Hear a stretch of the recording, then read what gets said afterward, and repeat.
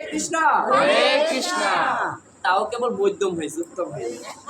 আরেকটিবার বলি হরে কৃষ্ণ হরে কৃষ্ণ।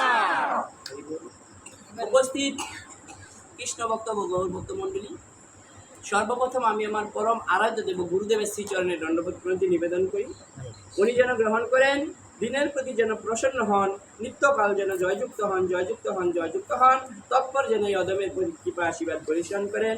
তৎপর আমার শিক্ষা গুরুবর্গের রাতুল চরণ বন্দনা করি, পাশাপাশি আমার জন্মদাতা পিতা মাতার রাতুল চরণে দণ্ডবোধ প্রণতি নিবেদন করি।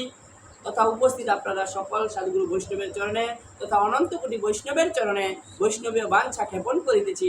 আপনারা সকলেই কৃপাপূর্বক গ্রহণ করুন, সকলেই দিনের প্রতি প্রসন্ন হন, সকলে নিত্যকালে জয়যুক্ত হন, জয়যুক্ত হন, জয়যুক্ত হন। তৎপর সকলেই অদমের প্রতি কৃপা আশীর্বাদ পরিশোধন করুন। বাঞ্ছা কল্পতরুবচ কৃপা সিন্ধু বচ প্রতিদানং প্রাবণে অনন্ত কোটি বৈষ্ণবের। আজকে আমার অনেক সৌভাগ্য কেমন সেটা কে গটিয়ে দিলেন? আমার ভূমিকা আমার শ্রদ্ধ দিদি পরিচয় দিব। আমি কোনো পাঠক নই, আমি কোনো বক্তা নই, আমি কেবল গৌরীয় মঠের একজন কনিষ্ঠতম শিষ্য হবার সুযোগ লাভ করেছি। আমার একটা ঠিকানা রাথুরা মন্দিরের পাশে। আমি পৃথিবীতে চাকরি করতাম আগে, আপনাদের খুব সুপরিচিত ব্যক্তি আমি দিলীপ সরকার। আমি এখন পৃথিবীতে চাকরি করি না। আপনাদের কাছে দিদির সাথে আগেও পরিচয় আছে, তারপর সাধারণত একটা বিয়েতে পরিচয় হয়। পরে দিদি বললেন যে এখানে তো অনুষ্ঠান, এটা তো আমি জানি। আগে এমন এক সময় ছিল এই পণ্ডিতপাড়াতে লক্ষ্মী পূজা না আসলে পণ্ডিতপাড়ার যুবক ছেলেগুলো আনন্দ করতে পারতো না, আমি না থাকি। এরকম নাই ছিল, এমন আনন্দ খুব নাই ছিল। আর একসময় পৃথিবীতে যখন প্রথম চাকরি করি, এই সানের বাড়ি কারাবের পণ্ডিতপাড়া রাইতে রাত খোয়াই দিতাম কীর্তন শুনে। 7 দিন ডিউটি করে 7 রাতে আবার কীর্তন শুনতে পারছি, ছোটোবেলা থেকে আমার অভ্যাস। যাই হোক, আপনাদের কৃপায় ভক্তিপথে আসতে পেরেছি, গুরুদেবের কৃপায়, পিতামাতার কৃপায়। কৃপা করবেন আপনারা। বলছে শাস্ত্র প্রশ্ন করলেন, কথা বলা যাবে না 10-15 মিনিট। যেটা আমার দিদি একটা ধ্রুব সত্য কথা বলছে, ভক্ত যদি 1000 থাকে, এখানে যদি মেলা জমে যায়, বেচা কিনা হয়, এইখানে গিয়ে হরিকথা বলেও আনন্দ নাই, শুনে আনন্দ নাই। আর যদি ভক্তের মতো ভক্ত একজনও থাকে, দুজনও থাকে, যদি মনসুখ সহকারে শ্রবণ করে আমার ভগবানের কথা, গৌরের কথা শুনতে হয়, কায় মনোবাক্যে। কায় অর্থ দেহ, মনত মন, বাক্য কথা, তিনটাকে এক করে কায় মনোবাক্যে আমার গৌরের কথা শ্রবণ করতে হয়, কৃষ্ণ কথা শ্রবণ করতে হয়, নীলা কথা শ্রবণ করতে হয়। ভগবানের কথা শুনতে গিয়ে যদি আমরা কোনো সমস্যার হয়ে দাঁড়াই, একজন শুনতে না পারে, আমার দ্বারা যদি কারো ক্ষতি হয়, তাহলে আমি নাম অপরাধ হয়ে যাবো, আমার নামটুকু ক্ষমা করবে না। এই জন্য নিজেও যত্ন সহকারে শ্রবণ করবো, অপরকে যত্ন সহকারে শ্রবণ করাতে সুযোগ করে দিব।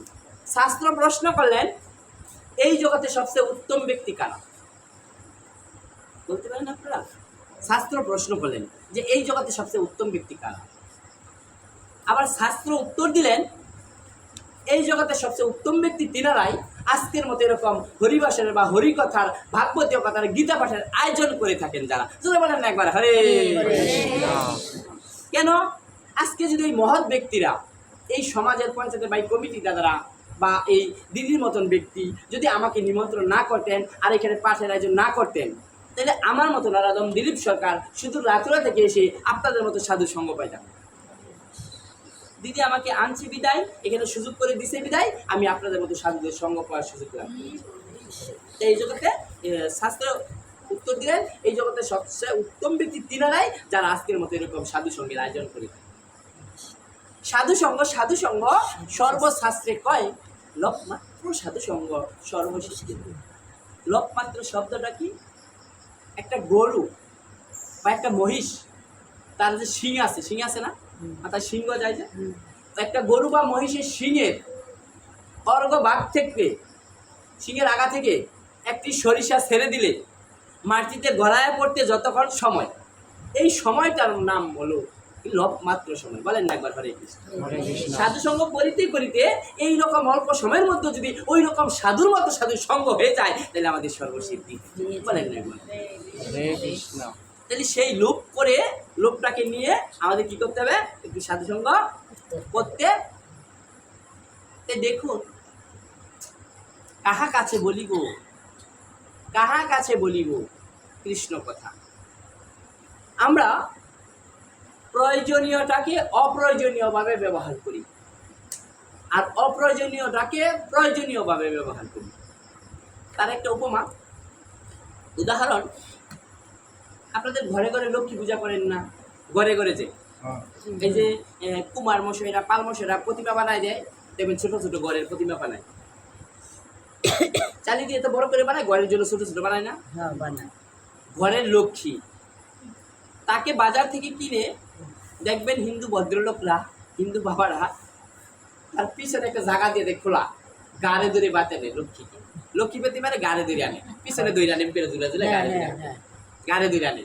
আনার সময় বলে কি জানেন, লক্ষ্মী মা কত টাকাই না খরচ করে তোমার পূজা করি প্রতি বছর, আমার ঘরে লক্ষ্মী বর দেও না, থাকো না আমার ঘরে, আবার যাইতে না তোমার গাড়ে ধরে নিব। মনে মনে বলে কি লক্ষ্মী মা তোমার গাড়ে ধরে নিব, তাহলে গাড়ে ধরে আনে। আর বাড়িতে যখন যখন হরে কৃষ্ণ, আর বাড়িতে যখন পাটের মাঝে সময় দিন, আর যখন বাড়িতে জামাই আসে, মেয়ের জামাই, জি জামাই, বাস্তি জামাই, জামাই টামাই আত্মীয় স্বজন আসে, বাইরে ছেলে, তখন বাজার থেকে গিয়ে একটা মুরগি কিনে তারে পায়ে ধরে বাইতে নেই, আর কয় কি মুরগারে তোর তো নিয়ে ওই কাটটা নামু মাপসা হলো, সময় পেতাম না, তোরা যাইতে যেতে পাওয়া ধরে মাপসা হয়ে যায়, লক্ষ্মীরে ঘাড়ে ধরে আনে, মুরগিরে পায়ে ধরে আনে। অর্থাৎ কি বুঝালো, প্রয়োজনটাকে অপ্রয়োজনীয় ভাবে আর অপ্রয়োজনটাকে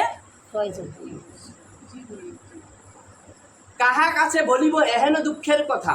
আমি একটু প্রশ্নবাদী, সংস্কারবাদী, আমি প্রথমেই বলে নিই, যেখানে যে একই কথা বলি যে সত্য কথা বলে যাবো মাসি, তোমার বাড়ি আসিয়েন না আসি, কে মানে কথা টাকা দিব না নিব, এইবার পাঠ হইলে এবার পরের বছরকে আমার মেয়ে আনবো না, মেয়ে চিন্তা করে দিলীপ সরকার বেশাসনে বসে, যেহেতু এই বেশাসনে বসার আমার কোনো ক্ষমতাই নেই, আমি সাধন শূন্য, ভজন শূন্য, আপনার সাধু সজ্জন আমি নড়া দেবো, আপনার সুশিক্ষিত ব্যক্তি, আমি মূর্খ ব্যক্তি, আমার এই ব্যাসাসনে বসার, ব্যাসাসনে বসেছিলেন কে? সুখদেব গোস্বামী। এই আসনটার নাম হলো ব্যাসাসন, সুখদেব গোস্বামীর পিতার নাম হলো ব্যাসদেব গোস্বামী, সুখদেব গোস্বামীর পিতার নামে নামে এই আসনটার নাম রেখেছেন ব্যাসাসন, সুখদেব গোস্বামীর পিতার নামে নামে এই আসনটার নাম রেখেছেন ব্যাসাসন। সুখদেব গোস্বামী দুইটা ব্যক্তি বন্ধু, একজন জানে আমি 7 দিনের মধ্যে মারা যাব, আরেক ভদ্রলোক জানে না সে যে কবে মারা যাবে। দুইজনের বেশি বিপদে আছে কি বলেন? যিনি জানি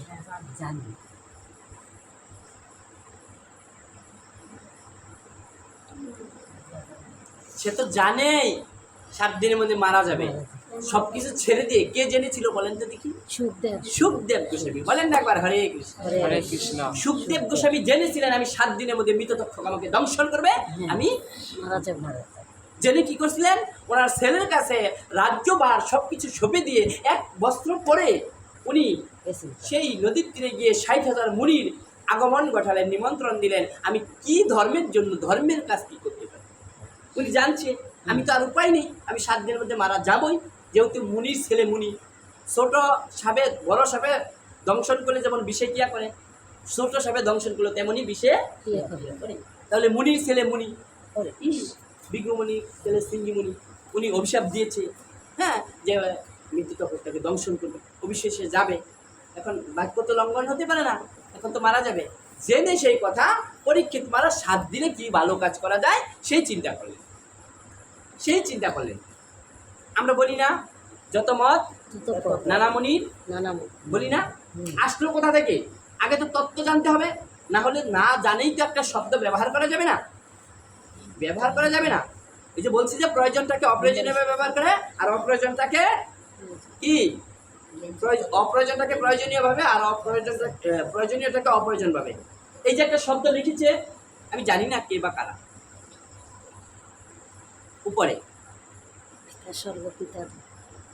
আমি যদি এখন এটা গ্রামটার নামই, এলাকাটার নামই পণ্ডিত পাড়া, পণ্ডিত থাকার না থাক, পাড়া পণ্ডিত নাম তো পণ্ডিত পাড়া, আমি যদি জিজ্ঞাসা করি আমাকে কেউ হাত তুলে দেখাতে হবে না। আমি যাদের বদন পানে তাকাই তার মধ্যে বুঝতে পারি তার মধ্যে কি ভজনের পার আছে, রাধানের কি পায়, যদি বৃন্দাবনে রাধানের কি পায়, যদি আমার মধ্যে ভজনের কোনো কিঞ্চিত মাত্র গুণ থেকে থাকে, আমার কোনো গুণ নেই, আমাকে কিন্তু হাত তুলতে।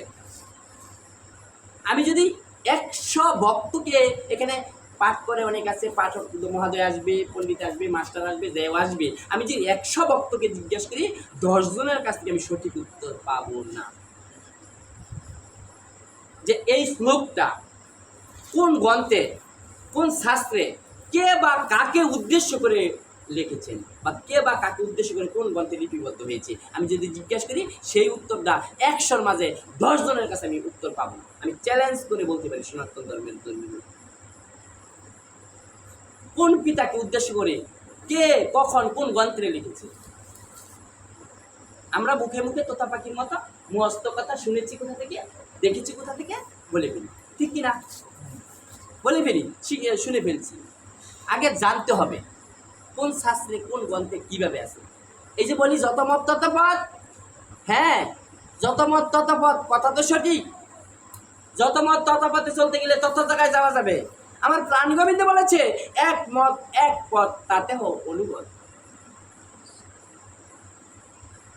এক পথ, গোবিন্দের ধামে যেতে গেলে একটাই পথ, ঘুরে ঘুরে যাও, জেন্দাই যাও। এখন কলির কালে আয়ু হলো অল্প, এই পণ্ডিত পাড়া বাজার, এই রাধাকৃষ্ণ মন্দির, এখন আমার শুধু রাত্রা থেকে আসতে গেলে শ্মশান মন্দিরে আসবো বা কৃষ্ণ মন্দিরে আসবো। আমি কি করলাম, দিদি আমাকে বলছে দাদা 4টার মধ্যে থাকবে। আমার বাড়িতে দেখি 3:15 বেজে গেছে। আমার খুঁজতে হলো কি, অল্প সময় 4টার মধ্যে পৌঁছাতে হবে, আমার হাতে সময় আছে 45 মিনিট। আমার কি খুঁজতে হবে, কোন রাস্তা খুঁজতে হবে? তাড়াতাড়ি আসা যায়। সোজা, হরে কৃষ্ণ, তাড়াতাড়ি যাওয়া যায়। সঠিক পথে গিয়ে তাড়াতাড়ি কিভাবে আমার সময় মতো ওইখানে পৌঁছানো যায়, ঠিক কিনা? হ্যাঁ, আমি যদি চিন্তা করি আমি সেই শ্বশুরদূর থেকে ইটাকলা হইয়া বেলানগর হইয়া পারুল্লা টারুল্লা দিয়ে এইখান দিয়ে আসবো, আমি কি সময় মতো আসতে পারবো? আমার কথাগুলো আমি জানি না, ভালো করে বুঝাতে পারবো না, কিন্তু আপনারা বুঝে নেবেন। আমি ভালো করে বুঝাতে পারবো না, কিন্তু আপনারা বুঝে নেবেন।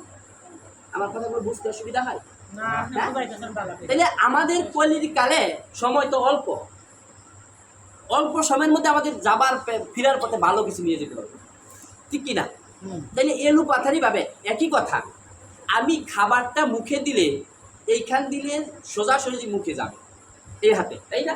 আমি যদি ঘুরে দেই এইভাবে করে কষ্ট মুখে যাবে, কিন্তু আমার কষ্ট হবে না, ঠিক কিনা বাবা মা? কষ্ট হবে না? হ্যাঁ, তাইলে আমার কোনটা উচিত, কি করা? একদম তো অল্প সময় কলিতে, কলির কালে আমাদের আয়ুটা একদম কম, তাই না? কম সময়ের মধ্যে ফিরতে হবে, ভালো কিছু নিয়ে যেতে হবে। তাহলে আমাদের সঠিক রাস্তায়, মানে তাড়াতাড়ি পাতালে যেই রাস্তায় যাওয়া যায় এই রাস্তা খুঁজতে হবে, ঠিক কিনা? যত মত তত পথ, তত জায়গায় যাওয়া গেলে হ্যাঁ এই গুইরা গুইরা এক জায়গায় যাইব, যাবে না?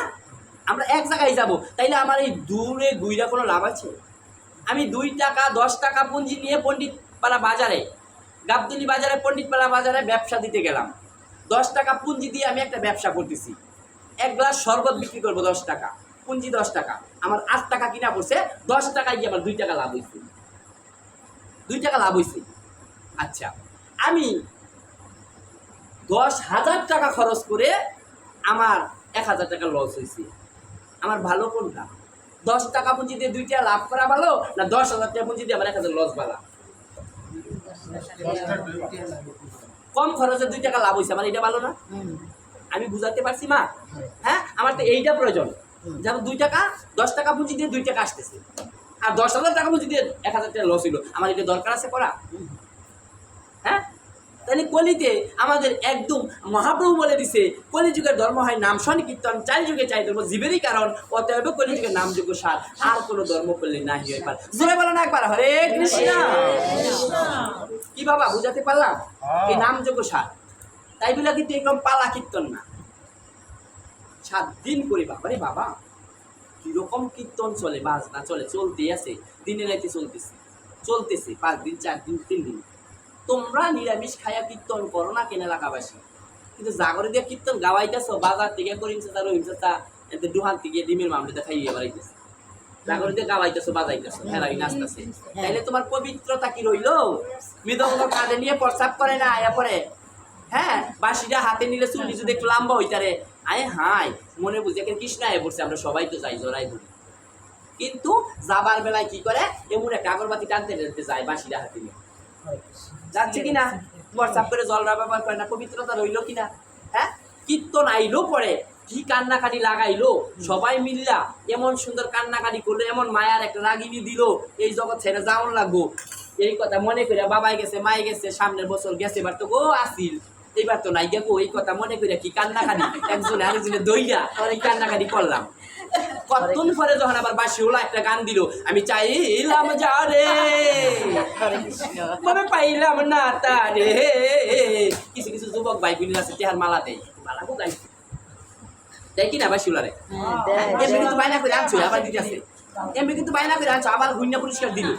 কিন্তু কমিটি দাদাকে 500 টাকা 600 মিল দিতে গেলে কষ্ট হয়। মন্দিরের উন্নয়ন করবো, কত বছরের পুরান মন্দির নতুনটা যাইতেছে উন্নয়ন হইয়া, আর কত বছরের পুরান মন্দির খয়ে হইয়া ভালো লাগতেছে না।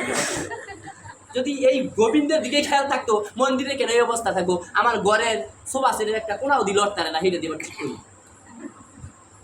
হ্যাঁ, আর ভগবানের ঘরের, হ্যাঁ ওই যে কইছে ঠেলা ঠেলির ঘর ভগবান বা খোদাই রক্ষা কর, তাই না? এমন হচ্ছে 10-এর তো এটা নিজের ব্যক্তিগত থাকতো, তাইলে একদম খেয়াল থাকতো। হ্যাঁ, খাইয়া খাইয়া কুম্বালা জানি নিজেকে মাথা দিয়ে হয়ে এই যে এগুলো চিন্তা নাই আমার।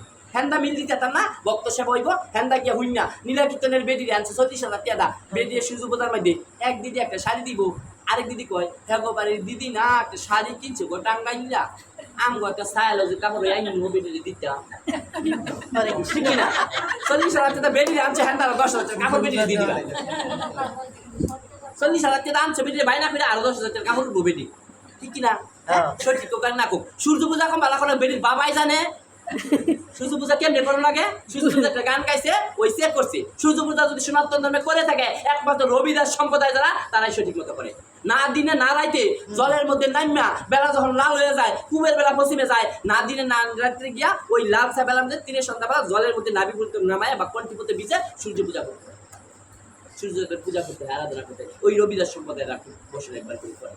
হ্যাঁ, তার সূর্য পূজা করলা, এই করলা সেই করলা দিলা, আসলটার প্রতি কোনো খবর রইল না। তা এগুলা করে আমরা এত কিছু করে হবে? গীতায় বলছে 10ম অধ্যায় বিবৃতি যুগের 25 নাম্বার শ্লোকে বলছে, কলিতে যে নামযোগ্য শ্রেষ্ঠ, একবারও কোথায় কারো কাছে খুঁজতে হবে না, হের কাছে শুনলা হের কাছে শুনলা, শোনায় কোনো লাভ হবে না। শ্রীমদ ভগবত গীতায় 10ম অধ্যায় বিবৃতি যুগের 25 নাম্বার শ্লোকটা পড়বা, একমাত্র হরে কৃষ্ণ মহামন্ত্রকে জপ করাকে বলছে কলিতে শ্রেষ্ঠ। বলুন একবার হরে হরে কৃষ্ণ। গীতার কথা। আর সাধুরা যদি জব করতে পায়, ও তো মায়েরই খাউন দেয় না, ও তো মা রাতের খায় না, বাহের রাতের খায় না, হের কথা গিয়ে জব করতাম। এই সাধুরা এই টিকিওলারা কৃষ্ণ মন্দিরে আইতো না, এন্দা জায়গা নাই, হেন্দা জায়গা নাই। এই গো দাদা তোমার নাতিও গেছে গো, এক বুড়ি আরেক বুড়ি কয় আমার নাতিটা নিচে গো, এই যে দুটি পড়াইছে, এই যে বুঝি নিচ্ছে, এই যে বুঝি নিচ্ছে। যদি এই চিন্তা মাথায় না থাকতো, তাহলে এই পণ্ডিত মেলা আজকে অনেক উন্নত হইতো, ভজনের দিকে আগাইতো। আজকে ছেলেপেলেগুলো যেমন ছিল যুবক ছেলেপেলেগুলো, আজকে সাধু হইতো। সাধু যখন হয়, একজন আরেকজনে গিয়ে কয় তোমার পোলা তো সাধ্যই করতো না, তোমার নাতি তো তোমার পোলার সাধ্য করতো না, বোর সাধ্য করতো না, গেছে গা। আর যখন চোরটা খাইতে হয়, অফিস আদালতে নিয়ে নাতিরে পুতিরে ফিরাইবো, হে সীমার কেউ তোমার জোড়া দিতে পারে, আনি গিয়ে সুরাই লগের লগ যাই, কিন্তু তোমার নাতি গেছে, তোমার ফুট গেছে, তোমার বালা কামো গেলে ফিরাই আনবো। আমাকে চিনাতে হবে না, আমি এই এলাকারই, আমি পৃথিবীতে চাকরি করি 5 সাল থেকে, মাস্টার হলে আমি জানি বুঝি, আমাকে কিছু বলতে হলো না। তাই এই যে আমাদের অবস্থা, কোথায় আমরা একটু কিছু বুঝতে পারলেই মনে করি কি পারছি। শ্রীমতী রাধারানী, যিনি নাকি ভগবান শ্রীকৃষ্ণের ভজনের গুরু হয়েছিলেন, রাধাও কিন্তু ভগবান, রাধা অষ্টমী আপনারা করেছেন অথবা অর্ধবেলা উপবাস করেছেন, রাধারানী কৃপা করে আমাকে পূর্ণবেলাই করাইছে পরের দিন। কোনো উপবাসী অর্ধবেলা আসলে হয় না। আর রাধা অষ্টমী রাধা শিল্পী ভগবান বিষ্ণু দত্ত, পরের দিন পালন, পঞ্জিকাদের লিখেছে পালন আছে, তা পরের দিনই পালন করেছি। এই যে দেখুন, হ্যাঁ অর্ধবেলা করেছেন যারা, যে হয়েছে না এমন না, কৃপা করেছেন রাধা, যাদের অর্ধবেলা করেছেন আবার যে বেশি পূর্ণ হবে এমনই না, শাস্ত্রে আছে পূর্ণবেলা করতে হয়, পূর্ণবেলা করেছে। এই যে দেখুন, সেই শ্রীমতী রাধারানী, এই যে হরে কৃষ্ণ, এই যে শ্রীমতী রাধারানী ভজনের গুরু কৃষ্ণের হয়েছে, উনি আক্ষেপ পালায় কি বলেছে জানেন? মরিব মরিব সৈগ নির্জয় মরিব, কানু হেন গুণ নিধি আমার, কাকে দিয়ে যাব সখী রে, অললিতে অভিসখী সখী রে, সখী, আমি তো একদিন চলেই যাব, একদিন তো চলেই যাব, কিন্তু আমার এই যে কানু হেন গুণনিধি, ওই যে কানু হেন গুণনিধি, আমার ভজনের নিধি, আমি কার কাছে দিয়ে যাব? বলেন একবার হরে কৃষ্ণ। হরে কৃষ্ণ। কে আরাধনা করবে, কে ভজন করবে? যিনি ভগবানের ভজনের গুরু হয়েছে, উনি আক্ষেপ পালায়, আক্ষেপ করে বলতেছে মরিব মরিব সই গো, নির্জয় মরিব, কানু হেন গুণ নিধি আমার, তাকে দিয়ে যাব। কে দেখে রাখবে আমার ভজনের গুণনিধি? আমি চলে গেলে আমার মতো করে কে দেখে রাখবে? কে কি করবে? এই যে গোপাল রেখে দিই, এইভাবে করে রাখবে। সকালে একটু পুষ্প, তুলসী চরণে একটু চিনি বাতাসা, বিকালের বেলা একটু দুপ্প দিই। আমার ঘরে একটা ছেলে গোপাল, আমি তাকে না খাই রাখতে পারি? কয়দিন থাকবে? দেশ ঘুরা শেষ হয়েছে, আপনারা দেখতে পাই বাংলাদেশ ঘুরেছি, কোনো জেলায় 2-3 যাচ্ছি। এমনও মন্দির দেখি, এমনও বাড়ি দেখি, টাকা পয়সা আছে, এত বড় একটা গোপাল কিনেছে, গেলে প্রভু প্রভু আসেন আসেন একটু গোপালটা দর্শন করে দেখে যান আমার ঠাকুরটা কেমন হয়েছে, কত সুন্দর করে যে গোপাল রাঁধছে, এত সুন্দর সাজাইছিলেন, না দেখাইলে কেমন হয়েছে? তাতে প্রভু প্রভু একটু আসেন না, মন্দিরে যাই। গেলাম, গিয়ে গোপালকে প্রণাম করলাম, রাধা মাধবকে প্রণাম করলাম, প্রণাম করার পরে জিজ্ঞেস করলাম ভগবান আপনি কেমন আছেন? ভগবান বললেন ওহে বৎস, কেমন আছি জানতে চাচ্ছ? কেমন আছি জানতে চাচ্ছ?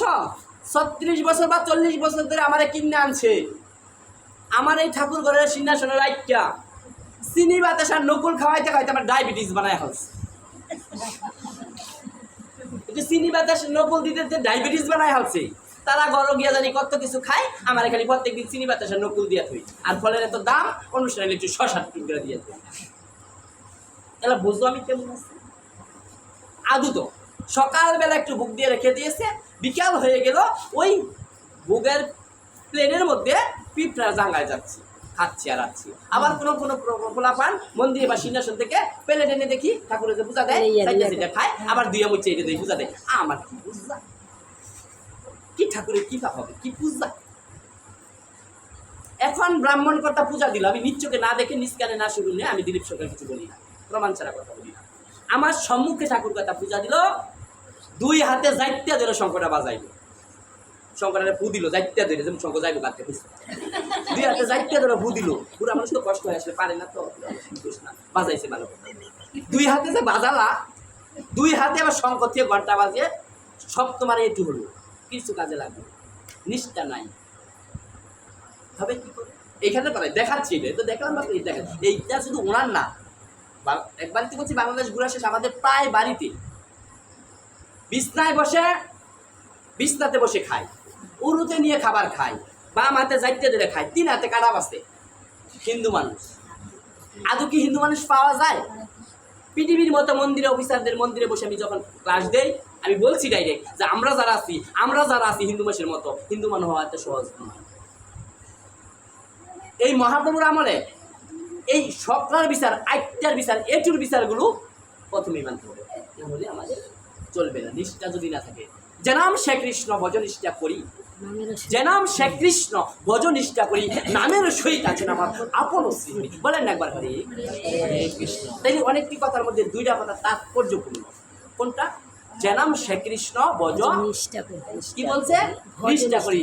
যার মধ্যে নিষ্ঠা নাই, যার মধ্যে সুচিতা নাই, যার মধ্যে পবিত্রতা নাই, তার মধ্যে কোনো ধর্ম থাকতে পারে না। আমি ছোটবেলা, আমি 88 বছর থেকে 8 বছর বয়স থেকে আমি শ্বশুরদের বাজার করি। হরে কৃষ্ণ। শ্বশুরদের বাজার করি। বাজার করার সময় আমার বাবার নাম ধনঞ্জয়। বাবার নামে এই কায়স্থ সম্প্রদায়ের মধ্যে একটা ধনঞ্জয় আছে, হরণখোলা। শ্বশুরদের যে হরণখোলা নাম শুনছেন কিনা? তা আমার বাবার মানে মিতার মা, তাহলে আমার ঠাকুমা, আমার আবার সরপা বা আতা ফলগুলো ছোটবেলা থেকে পছন্দ। তো আমার এই ঠাকুমার বাড়ি আতা ফল বা সরপাগুলো আছে বেশি।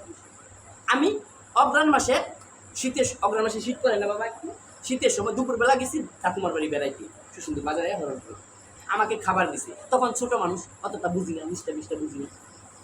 ওরা কিন্তু ভক্তিপথে না, ওরা কিন্তু কায়স্থ দাস সম্প্রদায়গুলো আগে যে ছিল ব্রাহ্মণ, এদের কথা বলি, যারা কায়স্থ সম্প্রদায়, সাধু সম্প্রদায়, এরা আমি যখন বাম হাতে থালটা শুইলাম খাইতে বইয়া, ওই বুড়িমা ঠাকুমা বুড়া মানুষ আমারে খাওয়ার পরে শৈল ধরতে দিল, এইভাবে থাক, খাইয়ে উঠছি পরে আমার নিয়ে পুষ্কিনি স্নান করাইছে শীতের মধ্যে অগ্রাণ মেয়েদিন।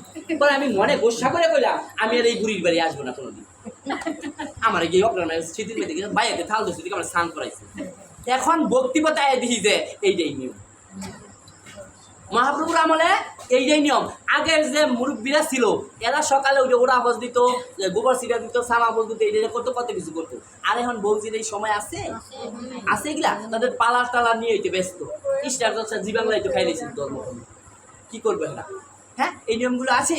হ্যাঁ, আর আগে কত সুচিতা পবিত্র ভক্তিপথে না থাকলে মুরব্বী লাগলে জানছি নিষ্ঠা।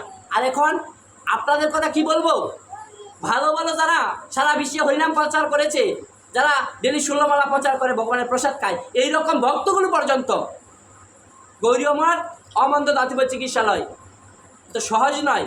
এরকম ভক্তগুলো যাদের দ্বারা আজকে সারা বিশ্বে প্রচার করেছে, হরিনাম প্রচার করেছে, হ্যাঁ, এরকম কিছু কিছু প্রসাদগুলি বৈষ্ণব পর্যন্ত বাম হাতে থাল ধরে খায়, উল্টে নিয়ে খায়, এটির বিচার করে না, 2-3 হাতে খায়। তারা কি জানে না? তারা কি হরিভক্তি বিলাস করে না? চাতুর্মাস ব্রত পালন করতেছি আমরা, কি জানি শ্রাবণ মাসে শাক খাই না, পাঠ শুনতেছি, ভাদ্র মাসে দই খাইতে হয় না, আশ্বিন মাসে দুধ খাইতে নাই, কার্তিক মাসে মাছ কেলাই বা সারা জীবন যারা মাছ ভাত খায় কার্তিক মাসকে সাত্বিকার করতে হয়, আমিষার বর্জন করতে হয়। তাহলে যারা এখানে পাঠ শ্রবণ করতে, আমাকে একটু হাত তুলে দেখাতে হবে না, যারা পাঠ শ্রবণ করতেছি 4 মাসের কয় মাস যাইতেছে, 1 মাস সামনে আসছে, ধরতে গেলে 1-1.5 মাস, তাহলে এরা কি এই কথাগুলো মনে রাখি, নিয়মগুলো মনে রাখিছি? শ্রাবণ মাসে কি শাক না খেয়েছি, ভাদ্র মাসে কি দই না খেয়েছি, শ্রাদ্ধ বলে তো রেহাই নাই, শ্রাদ্ধ বাড়ি দই না হইলে ঠিক কিনা? হ্যাঁ, গন্ডব কি ছাইরা দিমু, খাইছি গিয়া। হ্যাঁ, আশ্বিন মাস দুধ কেউ তো মনেই নাই, দুধ আবার না খাই কিনলে ফুলান বাঁচবো গো, দিদি গো দিদি ফুলান দুধ না কেন খাও, বাজার বেছে দুধ। অর্থাৎ আশ্বিন মাসে শাক খাওয়া, শ্রাবণ মাসে শাক বর্জন, ভাদ্র মাসে দই, দুধের অন্য কিছু খাওয়া যাবে, দইটা খাওয়া যাবে না। আশ্বিন মাসে দুধের অন্য কিছু খাওয়া যাবে, নিরালা দুধটা খাওয়া যাবে না। 2 সাইডে চাউল ফালাই দিয়া তেজপাতা দিয়া পায়াসে পরিণত, পাতলা করে প্লান্টে খাওয়ান পায়াসে পরিণত, মানে নিরালা দুধরা, দুধের নামটাকে নষ্ট করতে হবে, নিরালা দুধটা খাওয়া যাবে না। আর কার্তিক মাসে মাছ কেলাই বা আমিষাহার বর্জন করতে হবে। এগুলা যারা করবে তাদের পেটের পীড়া হবে, যারা এই নিয়ম পালন না করবে পেটের যে কোনো রোগ দেখা দিবে এবং পূর্বজন্মের কৃত কৃষ্ণ ভক্তি নষ্ট হয়ে যাবে। বলেন না একবার হরে কৃষ্ণ। জীবনে যদি কোনো সনাতন ধর্মের ব্যক্তি কর্মী শাক খান, তার কোনো কৃষ্ণ ভক্তি থাকবে না, নষ্ট হয়ে যাবে। কলমি শাক চিনেন না? আগে এমবি একটু পায় আবার চাষ করে, না বাবা চাষ করে কলমি শাক যদি খান তাহলে কৃষ্ণ ভক্তি নষ্ট হয়ে যাবে। সিসিঙ্গা আপনার দিকে কি কয়, লম্বা লম্বা যায় কইটা, আমরা কইটা ওই কেউ সিসিঙ্গা, তাই না? কইটা যদি কেউ খান তাইলে কৃষ্ণ ভক্তি নষ্ট হয়ে যাবে। সনাতন জন্ম এখন আইগো দিদি এইটা দিদি কি কইয়া গেল, এই লোক তো গোসাই গো ভাল লাগে না, দিদি গো দিদি কারণে বিসি দিয়া সিকুর করে কইলা লগে শুটকি দিয়া কি না গো দিদি মজা কি না গো দিদি সা এমন খাও ছাইরা দিন যাইবো, ছাইরা দিন যাইতো না, না চাইলে তো তোমার ওইতো না। হ্যাঁ, কোন গোপী জানি বলে ফেলছে কৃষ্ণের বাসির মতো দেখা যায়, ওই যে বলছে বাসির মতো লাগে, কৃষ্ণের হাতের বাসি লম্বা তো জায়গা এরকম, এই জন্য এটাকে নিষেধ করছে, শাস্ত্রে এটা খাওয়া যাবে না সনাতন ধর্মের ব্যক্তিরা। কলমি শাক, কলমি শাকের উপরে শয়ন একাদশী আছে না, ভগবান নারায়ণ শয়ন বলে একবার হরে কৃষ্ণ, খাওয়া যাবে না। তাহলে এই নিয়মগুলো আগে জানতে হবে না? পাঠ করতেছি, পাঠ শুনতেছি, শাশুড়ি আর বৌমা পাঠে আসছে, বৌমা ঠ্যাং বিছাই মানে শাশুড়ি মা ঠ্যাং বিছাইছে মানে চরণ, গুরু মুখপদ্ম বাক্য চিত্তেতে করিয়া নাহি করিও আশা। বৌমা বিয়ের আগে থেকেই একটু হরিকথার প্রতি ধর্মের প্রতি একটু টান, আর শাশুড়ি মা 8 বছর বয়স থেকে 80 বছর পর্যন্ত ভাগবত কথা শুনে চাতুর্মাসী পালন করে কইতাছে, দিদি বউ গো তুমি থাহো ভাই, আমি একটু পাঠে যাই, নাইলে লগের দিদি রাই আমি আজকে আমার না দেখে কি না কি কইব। বৌমা কয় মা আমি আপনার সাথে যাম, কয় তোমার নতুন বউ লয়ে গেলে কেনা কি কয়, এখন এলা কইতেছে বৌমা আমি মা শাশুড়ি মার সাথে ধর্ম কথায় যাবো, কেন আবার কি করবো, সাথে পাশে চিন্তা করলে শাশুড়ি মাই বৌমারে নিয়ে পাঠে আসবে। পাঠক পাঠ করতেছে ভগবান সর্বত্র, ভগবান সকল জীবের মধ্যে আত্মারূপে বিরাজ করে, তাই কোনো জীবকে অকালে আঘাত করা যাবে না। যদি জীবকে আঘাত করা হয় তাহলে ভগবানকে আঘাত করা হয়। বলেন না একবার হরে কৃষ্ণ। এখন ওই যে গুরু মুখ পদ্ম বাক্য চিত্তে করিয়া আর নাই করে আসা, বৌমা খুব যত্ন সহকারে শ্রবণ করলেন। আর শাশুড়ি মা আমার তো খাও, উনি তো ভক্ত, নিজে গীতা পাঠন করতে গীতা হয়ে গেছিল ওনার তো চরণ। উনি কি করলো, চরণ দুইটা না, ওই যে প্রতি সপ্তাহে ওনার দিদিকে দেখা দিয়ে আইয়ে চরণ দুইটা না ছড়াইয়া লম্বা করে দিয়া, যেমন গোড়ার সাথে বলবি একটা খেপ দিছে, একবার এমুড়া পরে আবার এমুড়া পরে, হ্যাঁ পাঠ হয়ে সময় কাটায় ঘুমায়া পরে। এখন পাঠ শেষ হইল, বউ শাশুড়ি মিলে বাড়ি গেল, রাত্র যাপন করলো। পর দিবসে শাশুড়ি মায় বৌমাকে অনেকটি দান সিদ্ধ করে উঠানের মধ্যে দানটি লাইরে দিয়ে গেল। আপনারা কি বলেন, লাইরে দিয়া বলেন না, উঠানো লাইরে দিয়া বৌমাকে একটা লাঠি ধরাই দিয়া বললো, বৌমা তুমি থাকো, দানগুলো রক্ষা করবে, আসমুদ্রিকে যেন না খায়, আমি আমার স্কুল যাই। শাশুড়ি ঘর পে স্কুল আছে, টেন্ট আছে কিনা যাই না, আঙ্গল আছে বইয়া বইয়া খালি কই কি লেখা না আছে, আছে সব স্কুল আছে, এটা সবাই আছে। বিকালে যেন একটা স্কুল বয়, স্কুল না আরেকটা স্কুল আছে। এইটা না ভালো করে শুনুন আগে, এক মুড়ে আনে পরে সাতটা সাতটা দেউন লাগে, একবারে গিয়ে আনেন পরে এনে অফিসাররা সাথে ওই কি স্ত্রী স্কুল, হ্যাঁ এখন শাশুড়ি ভাই বলতেছে আমি আমার স্কুল তাই, স্কুল কি কিস্তি, আমি কিস্তি দিয়াই, তো তুমি দানগুলো রক্ষা করো। তো শাশুড়ি মাই গেল শাশুড়ির স্কুল, বৌমায় দানগুলো নিয়ে বসে রইল, লাঠিটা নিয়ে বসে রইল। শাশুড়ি মাই কিস্তি দিয়ে স্কুল থেকে ফিরা বারবার এই দেখে দানগুলো হাসিমুখে দেখাইতেছে, বৌমাই কিছু বলে না, লাঠি দিয়ে বয়ে দিচ্ছে। এই শুরু হয়ে গেল গা বউ শাশুড়ির যুদ্ধ। এই বোমা, এই বোমা, তোমার না বলছি আমার দানগুলো রক্ষা করবা, তুমি দিন লাঠি নিয়ে বসে রয়েছো, কিছু করো না, দান তো খেয়ে ফেলতেছে। বৌমাই বলছে মা কাকার আপনি পাঠে গেলেন, ওই লেগে কিছে, ওই তাই কিছে, ওই পাঠক না বলছে ভগবান সর্বত্র, ভগবান সকল জীবের মধ্যে আত্মারূপে বিরাজ করে, তাই কোনো জীব কখনো আঘাত করা যাবে না, করা যাবে না। তা মা এই বৌমা যেটা শাশুড়ি মায়ের একটু অস্তে গেছে, এই বৌমা মিটার বাড়াই দিছে। এই মা রাহেন, আপনারা বলে সারা জীবন ভাগবত পারছিলেন, গীতা পারছিলেন, ওই কি ছিলা কত ভগবান চৈতন্য মহাপ্রভু গৌরাঙ্গ মহাপ্রভু সনাতন গোস্বামীকে ডাকে দেখে কি কইছে, এ মা বৌমা কি কইছে আমি তো এতে মনে রাখি না, তোমরা কি এর পাঠ নেই, কি কইছে গো বৌমা, বলছে নামে রুচি জীবে দয়া বৈষ্ণবের সেবন, ইহা হইতে ধর্ম নাই শোনা শোনার। বলেন না জোরে একবার হরে হরে কৃষ্ণ। আমার কথা না মহাপ্রভুর কথা। মহাপ্রভু বলছে সনাতন গোস্বামীকে ডেকে ডেকে, সর গোস্বামীর মধ্যে যিনি উন্নত গোস্বামী, উনিকে ডেকে ডেকে বলছে নামের রুচি জীবে দয়া বৈষ্ণবের সেবন, ইহা হইতে ধর্ম নাই শোনা। ভালো করে জানতে হবে, তত্ত্ব জানতে হবে, শোনা সনাতন। সুন্দর করে বললে যে মা তাইলে হ্যাঁ কোনো কাজ করতে পারে, জীবে দয়া, যেতে দয়া করতে হবে। কি দয়া কোনটা, জীবের এক সিরিয়ালটা খাওয়ান দিলেন নাকি আইনা জীব টান্দা দাওবটি না পাই গলা হয়েছিল তাড়াতাড়ি করে কতটা দইটা ডুব দই টান দই ডুব দইছিল, মুরগিটা ডুব অনেকে পাইছি, অনেক ওষুধ আমি দেখছি দাওবটি কাছে পাই ডুব দইছিল। সেই ওষুধ দেখি আমার মনে হয় কি দুর্গাপুরের মধ্যে কি পুরো যাবা না, এই ওষুধ নিয়ে খারাপ হয়েছিল।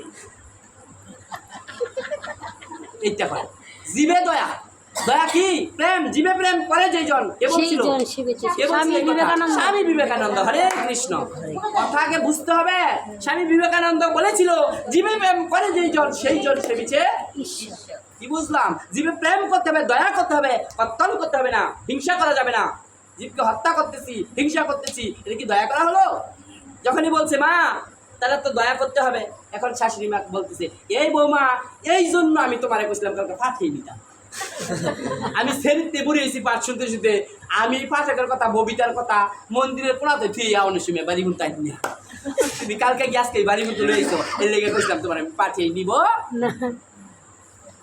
তো মন্ডলী আমরা যারা পাঠ শ্রবণ করি ওই শাশুড়ি মার মতো মন্দিরের কোনাতে দিয়ে যাই, বাড়ি গুণ তো বৌমার মতো যদি বাড়ি মতো নিতাম, গুরুমুখ পদ্ম বাক্য চিত্তে করে পারানাহি করে আসা, তাইলে আমাদের ধর্মের উন্নত হতো, আমাদের ভজনের উন্নতি, তাইলে আর সাধুদের উপর বৈষ্ণবের উপর নিন্দা হইতো না, যে বৈষ্ণব এই জায়গা তৈরি দিতাম না, দায়িত্ব দিতাম না, দায়িত্ব দিতাম না, হ্যাঁ কি বৈষ্ণব, আমরা বড় বৈষ্ণব।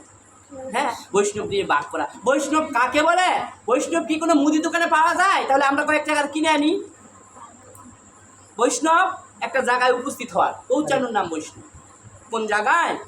হ্যাঁ ভাঙ করবো, কাকে বলছে এই কথাগুলো? আবার বলে খেয়ে মৎস্যের জল পেয়ে রমণীর কোল তবে জীব একবার হরি বল। কোন মৎস্যের জলকে বলছে, কোন রমণীর কোল বলছে, আগে তত্ত্ব জানতে হবে। ব্রহ্মা কোন গ্রন্থে বলেছে, কে বলেছে, কে আমাকে বলতে পারবেন? এখানে যারা আছেন, এই যে বলছে পিতা স্বর্গ পিতা ধর্ম, কোথায় লেখেছে? অথচ পিতা মারা গিয়েছে, পিতাকে উদ্দেশ্য করে লেখা হয়েছে, তাই না?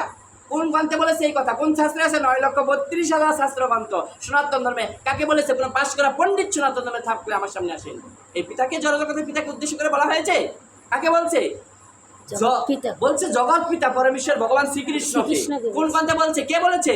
শুনে যান, আরেকদিন কেউ জিজ্ঞেস করলে মনে রাখবে, বলবেন ব্রহ্মা, সৃষ্টিকর্তা ব্রহ্মা, সৃষ্টিকর্তা ব্রহ্মা তার ব্রহ্ম সংহিতা গ্রন্থে, ভালো করে জেনে যাবেন, সৃষ্টিকর্তা ব্রহ্মা তার ব্রহ্ম সংহিতা গ্রন্থের মধ্যে জগৎ পিতা পরমেশ্বর ভগবান শ্রীকৃষ্ণকে উদ্দেশ্য করে এই কথা বলেছে। তুলে বলে একবার হরে কৃষ্ণ।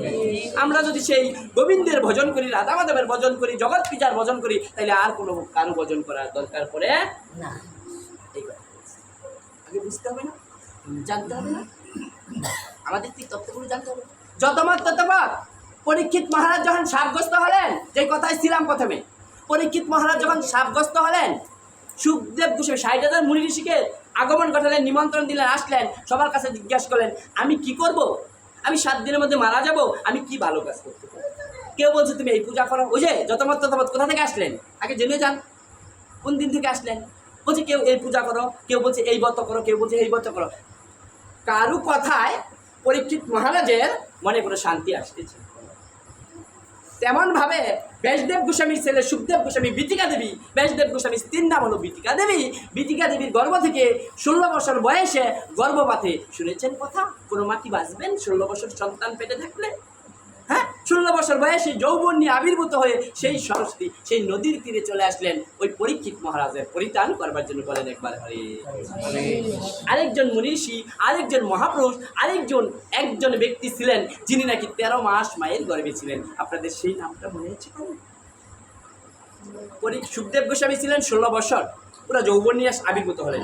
আরেকজন ব্যক্তি আমাদের সনাতন ধর্মে, তিনি ছিলেন 13 মাস, 10 মাস 10 দিন তো হলে বাচ্চা হয়, তাই না? কিন্তু আরেকদিন ছিলেন 13 মাস। বলেন তো এই কথাটুকু মনে রাখতে পারেন না? পাশে শুনেন না আপনারা? কে? গৌরাঙ্গ মহাপ্রভু। বলেন একবার হরে কৃষ্ণ। এই মায়ের জন্য সবাই বলেন হরে কৃষ্ণ। দেখেন ওই যে পাই না বাংলাগুলো সাই ফেলাতে গেলে কাম লাগে, বৃদ্ধ মানুষ তো পছন্দ করে না। আবার কেউ কয় কি একটা রইন বলা, বুড়ো মানুষ বলা না, আমার কাছে বলা, এই যে মনে করে দিচ্ছি আমরা তো পারবেন না। দেখছেন, পুরাণ চাইল বাতে পারে, যদিও গন্ধ পায় তবু বাতে। আগে বুঝতে হবে গৌরাঙ্গ মহাপ্রভু সচি মায়ের গর্ভে ছিলেন 13 মাস। মনে রাখবেন হরে সব মায়ের জন্য আরেকবার বলেন না হরে কৃষ্ণ। মহাপ্রভু জেনে না 13 মাস ছিলেন গৌরাঙ্গ মহাপ্রভু, 13 মাস। তাইলে ওই সুখদেব গোস্বামী উনি কিন্তু অনেক কথা, এই একটা নীলা কথায় প্রবেশ করলে আমার 2, 4, 5, 7 দিন যায় না। কোথায় আমি পাঠ করবো অল্প সময়, 2, 4, 5, 10 দিনে, 1 মাসে কোথায় কিন্তু বলা যায়। হ্যাঁ, অল্প সময় আমরা আই মুদেরই ফিরে আবার যা মুগাস তাড়াতাড়ি এই সময়। হ্যাঁ, তা এই যে সুখদেব গোস্বামী যখন আসলেন, দাঁড়ালেন, সব মুনি 60,000 মুনি সেখানে দাঁড়িয়ে গেলেন। পরীক্ষিত মহারাজ ভাবলেন মুনিরা যেহেতু সবাই সম্মান করেছে, তাই মনে হয় যে সবার সাথে শ্রেষ্ঠ মুনি এখানে যদি কেউ আসে, আমরা যদি সবাই প্রণাম করি, তাহলে আমাদের মনে হবে উনি শ্রেষ্ঠ।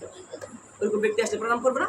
তাইলে এখন সুখদেব গোস্বামীকে যখন প্রণাম করলেন, সবাই ভাবলো কি, সব পরীক্ষিত মহারাজ ভাবলো সব মুনিরা যখন ওনাকে প্রণাম করলো, উনি তাহলে শ্রেষ্ঠ মুনিবর, তাহলে ওনার কাছে আমি জানবো।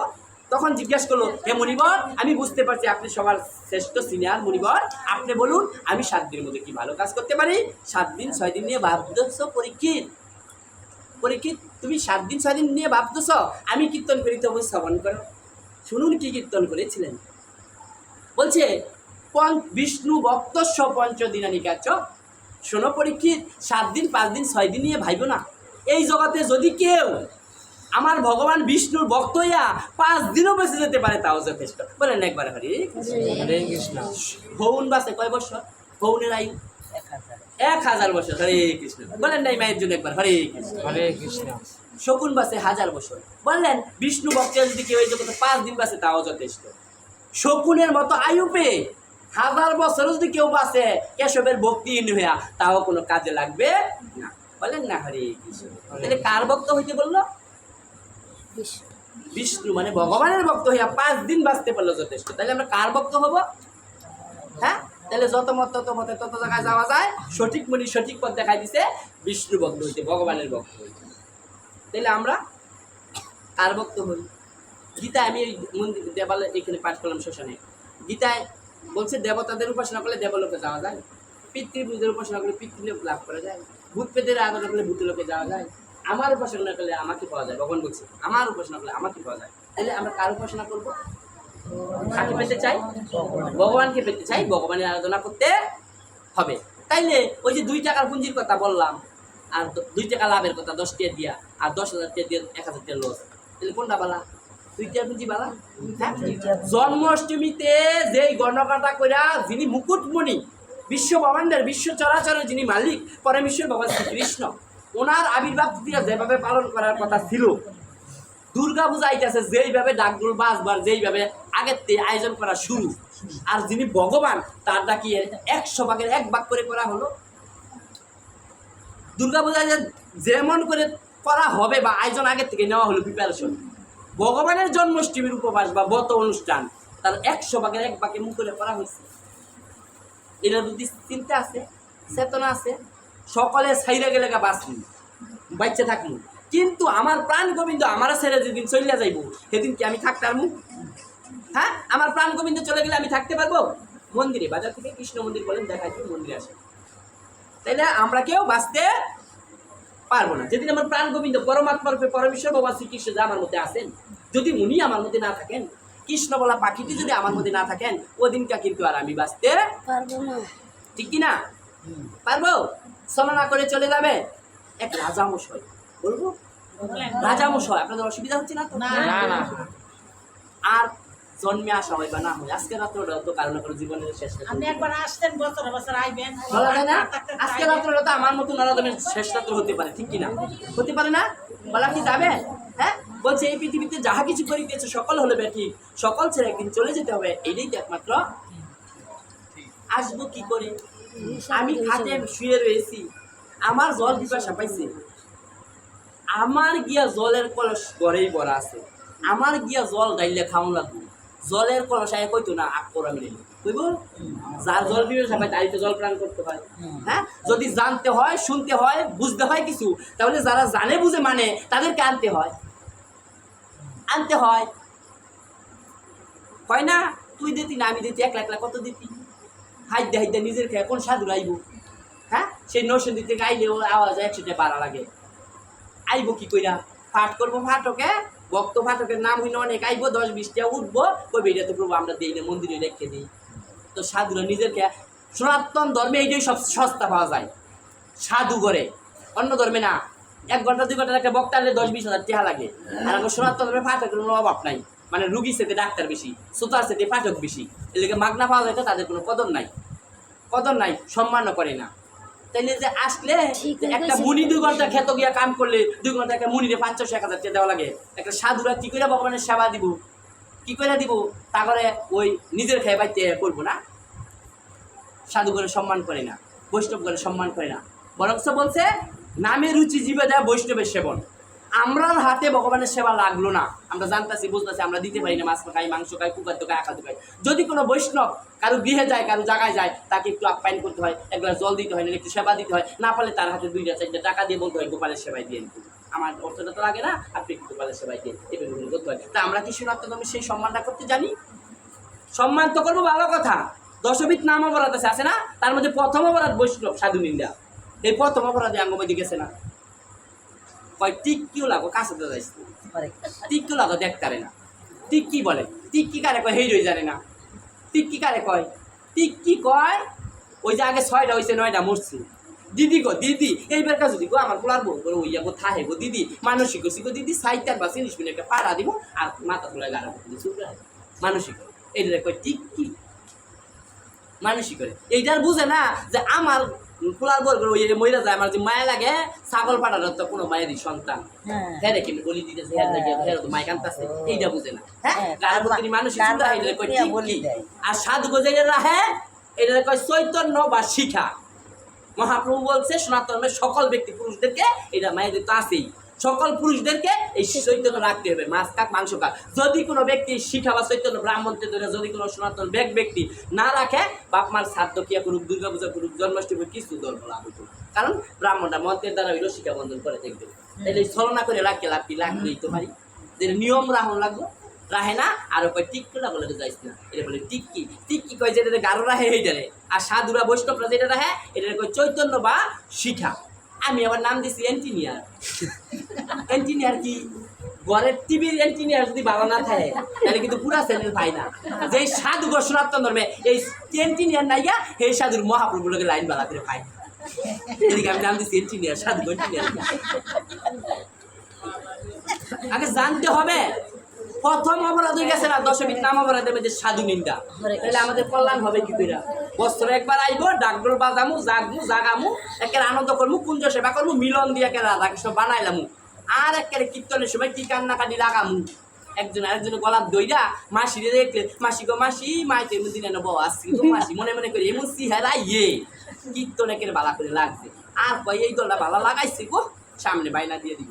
কতক্ষণ পরে যখন বাসুলা কান দেয় কিনা কইছিলাম আমি চাইলাম জানে এই কান্নার কথা মনে থাকে না। আবার কতক্ষণ পরে যখন এমন ঘরের বাতে সাপটা লয়ে সামনে বৈষ্ণবরা থাকে হেরা খালি করে দেন আমরা একটাও পাইছি না।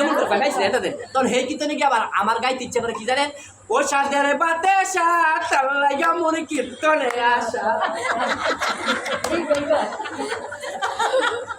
সাদের বাতে সাতাল্লাইয়া মন কীর্তনে আসা। হ্যাঁ বাতাসার ফোটা দেখলে পরে মন খায় না, এই বাতাস আমি আবার কেউ পায়েস দিয়েও খাই দিচ্ছি। কি করবো লুডের প্রসাদ প্রসাদ দেবার এখনো জাল দেয় দিয়ে আমার বাতের সাথে পায়েস দিন খাই, কি বুঝেন? এটা কি বুঝলাম ধর্ম সম্বন্ধে কি বুঝলাম বলুন, কার কাছে বলিব? রাধারানী বলেছিল মরিব মরিব সই গো নিশ্চয় মরিব কানু হেন গুণ নিধি আমার কাকে দিয়ে যাব। সখী রে আমি তো চলে যাব, আমার সেই ভজনের গুণনিধি আমি কাকে দিয়ে যাব? কি চিন্তা করেছেন? যিনি সবসময় আমার গোবিন্দের পাশে থাকবার সৌভাগ্য লাভ করেছেন, বলেন না হরে উনি বলছেন চিন্তা করছেন। আর আমরা বছরে একদিন 7 দিন 5 দিন কীর্তন হয়, কি বুক দিতেছি, কি লাগাইতেছি, কি খাওয়াইতেছি, বছর গেলে কেউ আর ঠাকুরের প্রতি নাই যে একটু ফুল জল দেয় হ্যাঁ খেলি শুনতে একটু পূজা দিব, আর কেউ তো মন নাই। বছর গেলে 1 বছর আইনা মন্দির আবার বলেছে আক্ষেপ করে ভগবানকে দোষারোপ করেছে। রাধারানী ভগবানের গুণ কীর্তন করেছে, আবার ভগবানকে দোষারোপ করেছে। কি দোষারোপ করেছে জানেন? শুনেন অনেক আক্ষেপ পালা আছে, পালা হইলো অষ্টকালীন কয় 3টা দলানে টেহা তো বেশি নাই গিয়া কমিটির কম টেহা 3টা দলানে পালা গায়ে 6টা কইব অষ্টকালীন লেখা দেয়, গায়ে হইলো ষষ্ঠকালীন 6 পালা লেখা হইলো অষ্টকালীন, ওই 2 পালাকে মিলাই দেয় মানভঙ্গ পালা আর হলো অভিষেক পালা, কিন্তু মিলাই দেয়। হ্যাঁ সেই মানভঙ্গ পালার মধ্যে রাধারানী আবার অভিমান করে কৃষ্ণকে গোবিন্দকে আবার দোষারোপ করতেছে। কি দোষারোপ করলেন? লক্ষ আখি দিলে না বিধি, বিধিকে বলছে ওহে বিধি, লক্ষ আখি দিলে না বিধি, দিলে 2খানা, মিনকে দিলে পলকবিহীন, আমায় তো পলক। মাছের একটা মিন, মাছের পলকবিহীন মাছ দেখবেন জলের তলে সবসময় চেয়ে থাকে, তার পলক নেই, সবসময় চেয়ে থাকে। বলছে যে ওহে বিধি আমায় তো লক্ষ আখি দিলে না, দিলে কেবল 2খানা, মাছের কি প্রয়োজন ছিল তাকে তুমি পলকবিহীন দিলা, জলের নিচে সবসময় চেয়ে থাকে, আমায় কেন দিলে পলক? আমাকে যদি লক্ষ আঁকি দিতা, লক্ষ আঁকিতে তোমার রূপ মাধুরী আমি দর্শন করতে পারতাম, তা দিয়েছো না, দিয়েছো কেবল 2খানা, তার মধ্যে আবার কেন পলক দিয়েছো? মাছের কি প্রয়োজন ছিল পলক ছাড়া দিয়েছো? সে সবসময় জলের নিচে চেয়ে থাকে, আমায় কেন পলক দিলে? আমাকে যদি পলক না দিতে, ওই যে পলক আসে চলো পলক আসে না, আমায় যদি পলক না দিতে বিধি, তাহলে আমি অপলক নয়নে যেন তোমার রূপ মাধুরী দর্শন করি। গোবিন্দ আমার যদি পলক না থাকতো আমি অপলক নয়নে হেরিতাম তোমার সেই রূপ মাধুরী, আমি যে অপলক নয়নে তোমার রূপ মাধুরী হেরিব, আমাকে তো পলক দিয়েছো ক্ষণে ক্ষণে, তো পলক এসে বলেন না একবার হরে। চিন্তা করা যাচ্ছে যিনি ভগবানের ভজনের গুরু হয়েছে সেই রাধারানী আক্ষেপ করে বলেছে, আর আমরা যদি একটু কিছু জানি পারি মনে করি কি না হয়ে গেছি, হ্যাঁ কি না হয়ে গেছি, তাই কি হবে? আমাদের হবে কি মনটা থাকতে হবে। আপনি কতখানি গোবিন্দকে ভালোবাসেন, কতখানি না করেন, যা কিছু করবেন সেই অন্তরের অন্তঃস্থল থেকে আমার গোবিন্দকে ভালোবাসেন। সেই বজেন্দ্র নন্দন, সাক্ষাৎ সে বজেন্দ্র নন্দন, সেই বজেন্দ্র নন্দনকে যদি আমরা পিতলের মূর্তি ভাবি, আমরা যদি তাকে মাটির মূর্তি ভাবি, তাহলে কি চলবে? আর যদি নাই সেই ভাবনা থাকবো, তাহলে কিভাবে আমার গোবিন্দকে আমি সবসময় মন্দিরে সবসময় একটু চিনি বাতাসা দিয়ে মাসের পর মাস যাচ্ছে, বছরের পর বছর যাচ্ছে না, একটু অন্নভোগ দিচ্ছি না কেন? আমার গোবিন্দ কি খাইতে পারে না? খায় না? হ্যাঁ যদি পরিপূর্ণভাবে বিশ্বাসী না থাকবে তাহলে গোবিন্দ টিকায় রাখছে কীভাবে আমাদেরকে? বিশ্বাস তো নাই তোমাদের, বিশ্বাস এই মূলাই বস্তু তর্কে কে বলে খায় না? অবশ্যই গোপাল খায়, খাওয়াতে পারলে খায়। কে বলে খায় না? খাওয়াতে পারলেই খায়। যমুনা সার কারখানা জানি কি আছে, কোথায় জানি কোথায় জানি না যমুনা ইয়া ওই সার যেতে হয় শীতল ওদিকে জানি কি একটা ইয়ে আছে। ওই এইখান থেকে আমাদের পৃথিবীতে আমাদের একটা এই চাকরি করে মিনুদির ভাসুর, এরা প্রসাদ দিবি, এরা আসছিল অনেক দূর থেকে, এত বড় গোপাল নেই। তখন পৃথিবীতে আমি মাস্টারের চাকরি করি, তো মন্দিরে তো সেবা পূজা দিই, আসি। একদিন বাসায় প্রোগ্রাম দিয়েছি, তা বলছে আমার দাদা আসছে, এরা তো প্রসাদ বুঝি, এরা গোপাল নিয়ে আসছে, একটু পাঠ দিব বাসায়, অনুষ্ঠান করবো, তোমার রান্না করতে হবে, তুমি যাই করবে। ঠিক আছে, আসছি। মানে এই বৈষ্ণব বলতেছে, বাবাজি সম্প্রদায়, উনি বলতেছে বাবা আপনাকে ভোগ লাগাতে হবে। আমি বলছি কেন? আপনার গোপাল নিয়ে আসছেন, আপনি ভোগ লাগান, আমি রান্না করে দিচ্ছি, অসুবিধা নেই। বলছে না, আপনার কথা আমরা অনেক শুনি, আপনি দিলীপ প্রভু, আপনার কথা অনেক শুনি, তা সারা বাংলাদেশে আপনার শুনি, আপনার ফেসবুকে পাই, আপনার কথা শুনি, তা আপনি ভোগ লাগাবেন আমার ঠাকুরে, আপনার বাস শুনি। আচ্ছা ঠিক আছে, এখন বক্তা আদেশ রক্ষা করুন। আমি যখনই রান্না করে পরিপাটি করে আমি পাঠ শেষ করে আমি যখনই ভোগ ঘরে গেলাম, ঠাকুরের ঘরে গেলাম, আমি ভোগ লাগাতে গেলাম, আমার আগে খেয়াল ছিল না ওনাকে জিজ্ঞেস করতে যে আপনার গোপালকে আপনি কীভাবে সেবা দেন। অপরাধ হয়ে গেল, আমি সেবা দিতে গেলাম। আমি যখনই ভোগ নিবেদন করতে গেলাম, আমি কোনো অবস্থায় গোপালকে সেবা দিতে পারছি না। আমি এটা হলে এইটা হয় না, এটা হলে এটা ভুল হচ্ছে, আমার ভুল হচ্ছে, কী ব্যাপার, কাণ্ড কি? আমি বাধ্য হয়েছি ঠাকুর কর্তৃক বের হয়ে ওনার কাছে জিজ্ঞেস করতে যে প্রভু আপনি তো আগে বলেন না আপনার গোপালকে কীভাবে সেবা দেন, আমি তো পাচ্ছি না গোপালকে সেবা দিতে। বলছে প্রভু আমার গোপাল আমার গোপালকে না আমি একটু কোলে নিয়ে একবার ঘরে এসেছি। আমি বলছি আপনি তো আগে বলেন না। যখনই আবার গিয়ে গোপালকে আমি কোলে নিয়ে সেবা দেওয়ার চেষ্টা করলাম, গোপাল সেবা। খাওয়াতে তো জানতে হবে, ভজনটা হচ্ছে যার যার, লোক দেখানো ভজন নয়। আমি কত মালা জপ করলাম, আমি এই কেমন বড় তিলক করলাম, আমি কেমন কালার ধুতি পরলাম, কি করলাম না করলাম, লোকে আমাকে দেখলে সাধু বলবে কিনা, হ্যাঁ, এগুলা ভজন না। ভজন হচ্ছে অত্যন্তই নিজের ব্যক্তিগত অন্তরের অন্তরস্থল থেকে তোমাকে গোবিন্দকে ভালোবাসতে হবে। যত সেটা মন থেকে করতে হবে, মন থেকে করতে হবে ভজনটা কারু বলেন না। বলছে ভাগবত পর যে ভাগবতীয় স্থানে একান্তই আশ্রয় যায় আমার চৈতন্য চরণে, বলি না হরে কৃষ্ণ। এই কৃষ্ণ কথা কার কাছে বলতে বললেন, ভাগবতের কথা কার কাছে বলতে বললেন? এতই সহজ। হ্যাঁ, ভাগবত গীতার কথাই মাইনা চলতে পারি না, ভাগবত দৈনিক পাঠকগণ চলে যায় 10ম স্কন্ধে। ভাগবতের গয়ের কোনো আমাদের মধ্যে কোনো ক্ষমতা নেই বুঝবার, আমরা চলে যাই ভাগবতের 10ম স্কন্ধে, বলেই যাচ্ছি। হ্যাঁ, যাচ্ছি, আমরা পড়তেছি, খালি পড়লেই হয়ে গেল? যদি নিজে না মানতে পারি, হ্যাঁ, আমাদের তো মানতে হবে। মৃত্তিকার উপরে জলের বসতি, জলের উপরে ঢেউ, ঢেউর উপরে রসিকের বসতি, আনো নাই জানে কেউ। মৃত্তিকার উপরে জলের বসতি, মাটির উপরে জল থাকে, জলের উপরে ঢেউ থাকে, ঢেউয়ের উপরে রসিকের বসতি, আনো নাই জানে কেউ। ভজনটা একবারে ঘরে ভজন, মন থেকে ভজন, ভালোবাসো গোবিন্দকে, ভালোবাসো। ভালোবাসতে গেলে ভালোকে বাসা চায়, ভালোবাসতে গেলে ভালোকে বাসা চায়। যদি আমার গোবিন্দকে এতই ভালোবাসি, তাহলে আমি শীতের মধ্যে গিয়ে কি সুন্দর কম্বল গায়ে দিয়ে শুয়ে রয়েছি, গরমের মধ্যে কেমন একটা ফ্যান চালাচ্ছি, থাকতে পাই না, এমনও ঠাকুর ঘর দেখেছি, এমনও সিংহাসন দেখেছি, ফ্যান নাই, শীতের মধ্যে কম্বল নাই, হ্যাঁ, ঠাকুরের কোনো জামা নাই, কিছু নাই, এই নাই সেই নাই, আমরা অনেক কিছু এরকম দেখেছি, আছে কি না? দেখি না এরকম? তাহলে দরদ থাকলে কোথায়? তুমি যে এত কিছু খাচ্ছ, এত কিছু করতেছ, গোপালকে কয়বার সেবা দিয়েছ, রাধা মাধবকে কয়বার সেবা দিয়েছ, প্রাণ প্রতিষ্ঠা করে মন্দির বসাই দিয়েছ, হ্যাঁ, তুমি পারবে না, এগুলো করবে কি? এই জন্য আমাদের গৌরীয়জনরা যেখানে সেখানে মন্দির করে না। মন্দির করা যে মন্দির আছে তাইতেও সেবা পূজা হয় না। আবার মন্দির করে কি করবা? মন্দির করার আগে মন্দিরের সেবাই খুঁজতে হয়, যে এই ঠাকুরকে সারা বছর আমার কে সেবা দেয়। তুমি মন্দির করবা, ঠাকুর বসে নাকি আগে চিন্তা করো, তুমি দিয়া গেল চলে গেলা, তোমার পরে কে দেখবে? দেখে রাখবে আমার ঠাকুর। হ্যাঁ, রাধারানী সেই চিন্তা করেছিলেন, মরিব সেই নিশ্চয় মরিব, আমার কানু হেন গুরু দেবে কাকে দিয়ে যাবে। রাধারানী চিন্তা করেছিলেন, আমরা কি সেই চিন্তা আছি? হ্যাঁ, এত লোক লালসা থাকলে ভাগবতের 10ম স্কন্ধে উত্তম শ্লোকে কীর্তন করলেন, জিহ্বার তাহিতে যারা ইতুরি দেয় তাদের কখনো ভজন হবে কোনোদিন মাসি হওয়া যাবে না।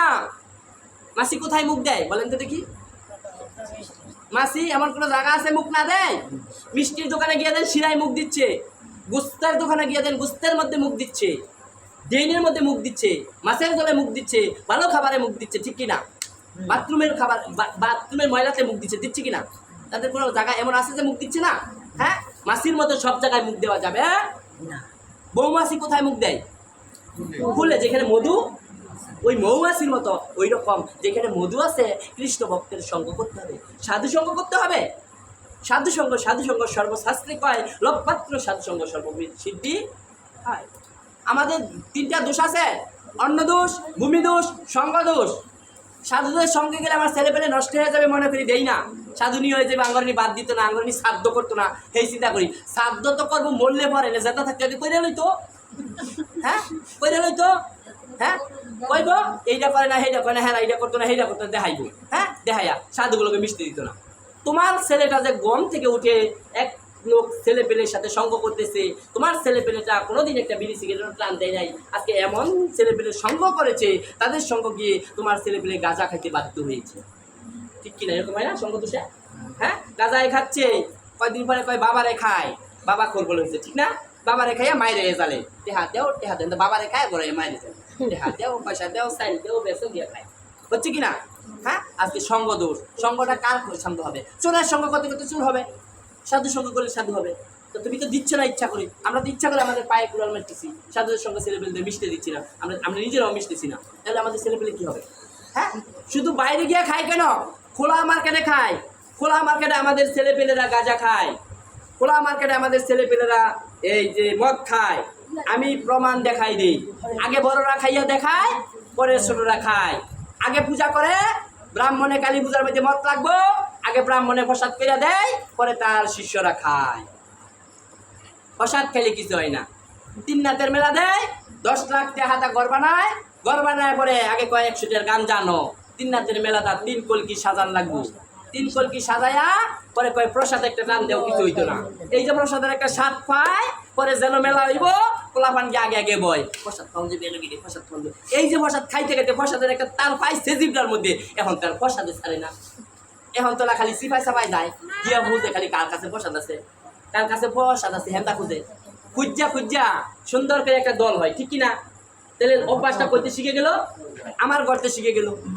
আমি যদি না খাইতাম, যারা আজকে এই নোংরা কাজগুলো সনাতন ধর্মে করো, তাদেরকে আমি সাবধান করে দিতে চাই। যারা আজকে এই নোংরা কাজগুলো করতেছ, মহাদেবে গাঁজা খায়, কালিয়ে মদ খায়, তাকে দেখা দিই। মহাদেবে তো একটা সমুদ্রের বিষ খেয়া সম্বরণ করে, তার নাম হয়েছিল নীলকণ্ঠ, ঠিক কিনা? ঠিক কিনা?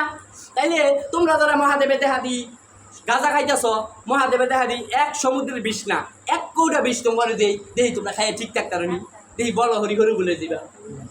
হ্যাঁ, বিষাম্বরে বিষ খায়, অন্য খেলে মারা যায়। ঠিক নেই না? আমি ভুল বলছি কথাগুলো? হ্যাঁ, আরো খায় কি কয় জানেননি? আরে বাবা শঙ্কর খাইয়া খাইয়া ডঙ্কর, যে কয় গাঁজা খোর তার মা সিনালা বাপসুর, যে কয় গাঁজা খাইস না তার বাড়ির কাছে যাইস না।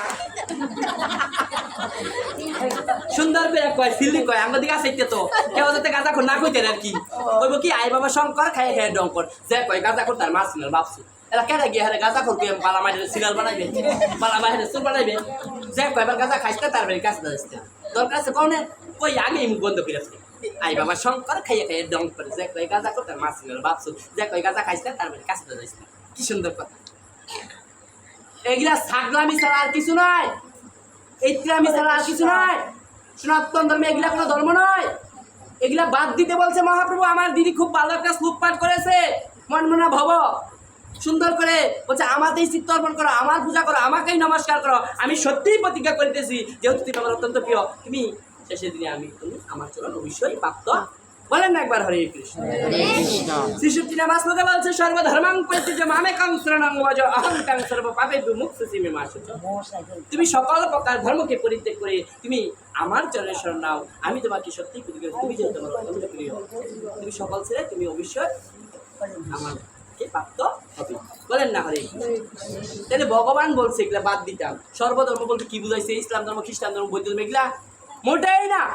আমার সনাতন ধর্মে, আমার রাধা মাধবের চরণে বা আমার গৌর হরির চরণে একমাত্র আত্মনিবেদন ব্যতীত যেই কুসংস্কারগুলো আছে এগুলা বাদ দিতে বলছে। নিরামিষ খাইলেও ভগবানকে পাওয়া যায় না, নিরামিষ খাইলে ভগবানকে পাওয়া যায় না। যদি ভগবানকে পাওয়া যাইতো তাহলে আতি খেলে কলা গাছ খায়, সবার আগে আতি ভগবানে লাভ করল। এলাবার যারা যে মাছ মাংস খাই মনে মনে খুব খুশি লাগে, নিরামিষ খুব, নিরামিষ খাইলে পাওয়া যায় না, মাছ মাংস খাইলে ভগবানকে পাওয়া যায় না। আবার আঙ্গুর দিকে আছে একদল মাংস খায় না মাছ খায়, ওই মাংস বাদে মাছ কিলো পাওয়া যায় না। সাধুরা নিরামিষ খায় না। আমাকে অনেকে বলে আপনার তো নিরামিষ বুঝি, আমি সেই ডঙ্গের কথা আমার কাছে কইও না, আমরা নিরামিষ বুঝি না। দুধ খাই, শাক খাই, আমিষ আছে না, প্রচুর পরিমাণ আছে না। হ্যাঁ, তাহলে ডাল খাচ্ছি, মুগ ডাল এগুলো আছে না, না নিরামিষ কোনো শব্দ না। কথায় কথায় বলি আমরা, আমাদের ভগবান গীতায় বলছি পরিত্রাণায় সাধুনাং বিনাশায় চ দুষ্কৃতাম ধর্ম সংসারাতে সম্ভব এই যুগে যুগে। কোথায় বলছে এই কথা? চতুর্থ অধ্যায় জ্ঞান অধিকার 8 নম্বর। 8 সাথে সাথে বলছে যথাযথাই, 8 বলছে পরিত্রাণের সাথে। ঠিক আছে, তাইলে কাদেরকে রক্ষা করতে আসে ভগবান? সাধুদের সাধুদেরকে। তাইলে যদি মনে করি ভগবান রক্ষা করবো, তাহলে আমাদের কি সাধু হওয়া প্রয়োজন আছে না নাই? আছে। এরা সাধু নিজে ওম্বালা কথা, সাধুকে দেখতামই পারি, এরা কেমন হয়েছে গতি, সাধুকে দেখতামই পারি না, এরা কেমন ব্যাপার সাধু? ভগবান বলছে পরিত্রাণায় সাধু নাম, আমি যুগে যুগে অবতীর্ণ হই সাধুদেরকে রক্ষা দুষ্কৃতকে বিনাশ করতে, ধর্মের গ্লানি হইলে ধর্মটাকে পুনরায় স্থাপন করতে। তাইলে যদি মনে করি ভগবান রক্ষা করবে, কি হতে হবে? সাধু হতে হবে। হরে কৃষ্ণ। এখন আহারকে আবার 3 ভাগে ভাগ করা হয়েছে, রাজসিক, তামসিক, সাত্বিক। তাইলে সাধুদের আহার কি? সাত্বিক। নিরামিষ বলা হচ্ছে এটা সাত্বিক। আর সাত্বিক কখন হয়? আমার কথাগুলো বুঝতে পারতেছেন না? কষ্ট হচ্ছে?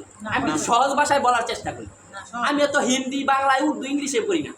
গ্রামের ছেলে, বাংলার ছেলে, বাংলায় বলার সাহস করি, যাতে হৃদয়ে করে উদাহরণস্বরূপ বোঝানোর চেষ্টা করি। তাইলে সাধুরা হলো সাত্বিক।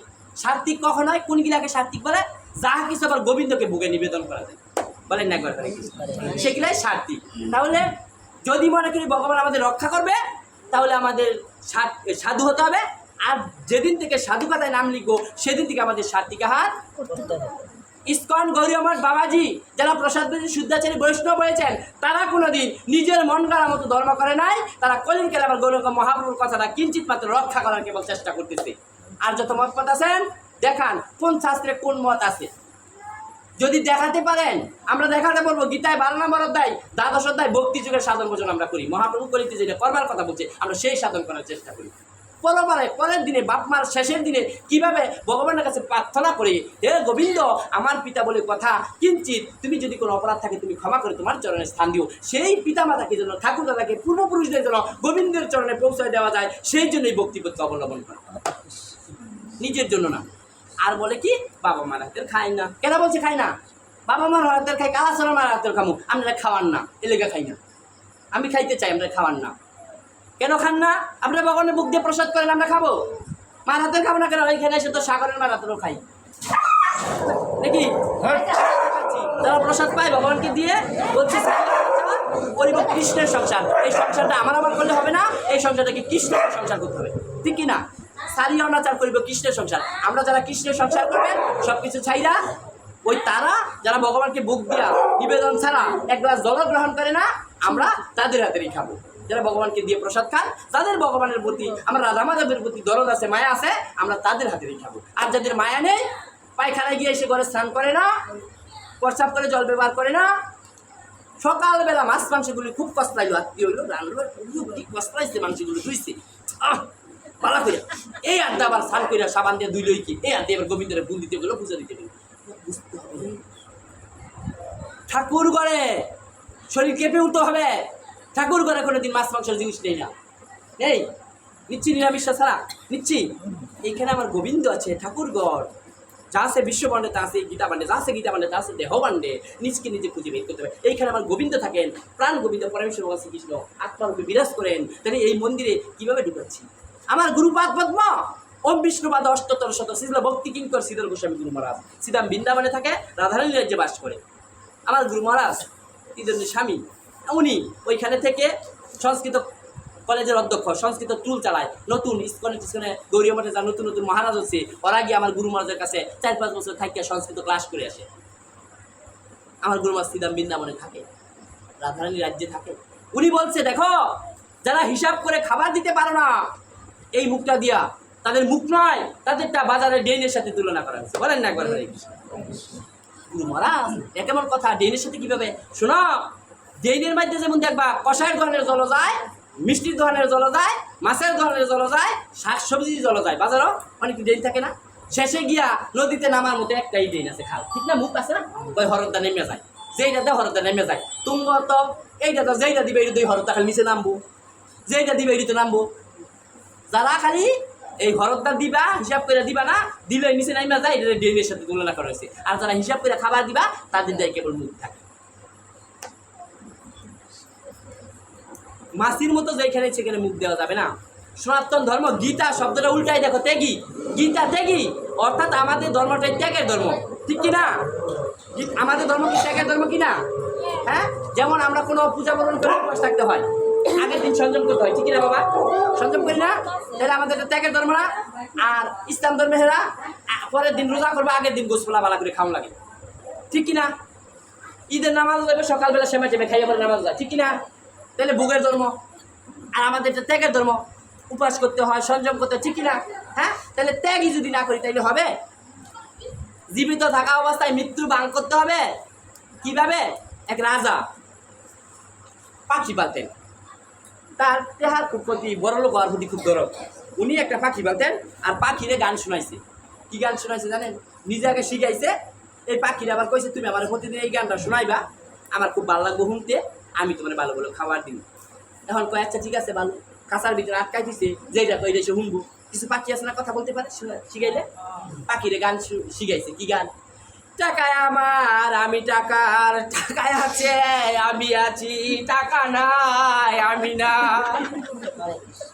পাখিরে গান শিখাইছে, টাকায় আমার আমি টাকার, টাকায় আছে আমি আছি, টাকা নাই আমি নাই। প্রত্যেক দিন রাজা খাবার লয়ে আর আমার সময় এই গানটা কইলে বালা বালা খাবার দেয়, উর্মা পোলা এটা বালা বালা খাবার দেয়। হ্যাঁ, গান শোনায় রাজা খুব আনন্দ পায়, বড় লোক না, রাজা ওই খুব খাবার আনন্দ পায়। একদিন কৃষ্ণ ভক্ত পাখি সাধুদের সঙ্গ করে, সাধুরা যা খাইয়া উৎকৃষ্ট ফেলায় সেই প্রসাদ পায়, সাধুরা কীর্তন করে তা শ্রবণ করে। ওই খাসার জমিদারের খাসা রাজার খাসার কিনারে যাইতেছে আর দেখে এই পাখি গান গাইতেছে, টাকায় আমার আমি টাকার, টাকায় আছে আমি আছি, টাকা নাই আমি নাই। এই গান না শুন না কৃষ্ণ ভক্ত তো চতুর, কৃষ্ণ ভক্ত পাখিটা ডালের মধ্যে বসে রয়েছে। যখন রাজা চলে গেছে, আমার জন্য জল লাগবে, যখন রাজা চলে গেছে যখন রাজা চলে গেল তখন পাখিটা গিয়া নামলো। আপনারা বসেন, আপনারা দেখবেন, দাদা যাচ্ছে, তোমরা বসো। যখন চলে গেল রাজা, কৃষ্ণ ভক্ত পাখিটা পাখিকে গিয়ে বললেন, আচ্ছা তুমি কি গানটা শোনালা? এটা কোনো গান হলো? কয় হ্যাঁ, কি গান আবার? কয় তুমি খাসার ভিতরে বা কি কি খাবার খাও আটকা পইরা? কয় আমি খাসার ভিতরে যাই যেই বালা বালা খাবার পাই, তুমি কি এগুলা খাবার পাইবা? আর রাজার এই গানটা শুনাই, রাজা খুব ভালো ভালো খাবার দেয়, আনন্দ পায়। কই কি গান? ওই টাকায় আমার আমি টাকার, টাকায় আছে আমি আছি, টাকা নাই আমি। ওইটা কোনো গান? এটা কোনো খাবার? হ্যাঁ, খাসার ভিতরে থাকে কোনো বলে এটা কোনো খাবার? আমি কি খাবার খাই জানো? কৃষ্ণ ভক্তরা জগতের সবচেয়ে উৎকৃষ্ট জিনিসটা মহাপ্রসাদ খায়, মহাপ্রসাদ খেয়ে যে উৎকৃষ্টটা পেলে মহাপ্রসাদ হয়, সেটা আমি খেয়ে জীবন ধারণ করি। আর কৃষ্ণ ভক্তদের সাথে আমি একটা গান শুনেছি, গান শিখেছি। কি গান জানো? তুমি শুনবা, বলো বলো কি গান গায়? কি গান গায় কৃষ্ণ ভক্তরা? হরে কৃষ্ণ কৃষ্ণ কৃষ্ণ হরে হরে, হরে রাম রাম রাম হরে হরে, হরে কৃষ্ণ হরে। সবাই সবাই রাধে কৃষ্ণ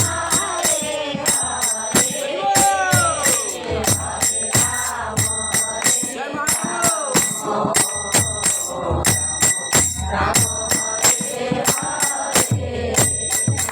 হরে কৃষ্ণ হরে কৃষ্ণ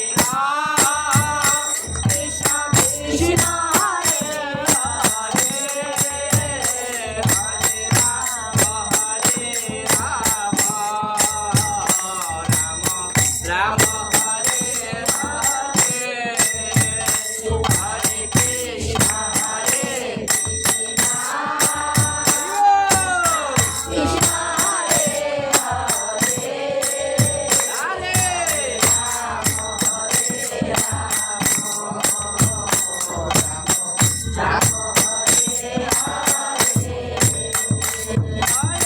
কৃষ্ণ হরে কৃষ্ণ কৃষ্ণ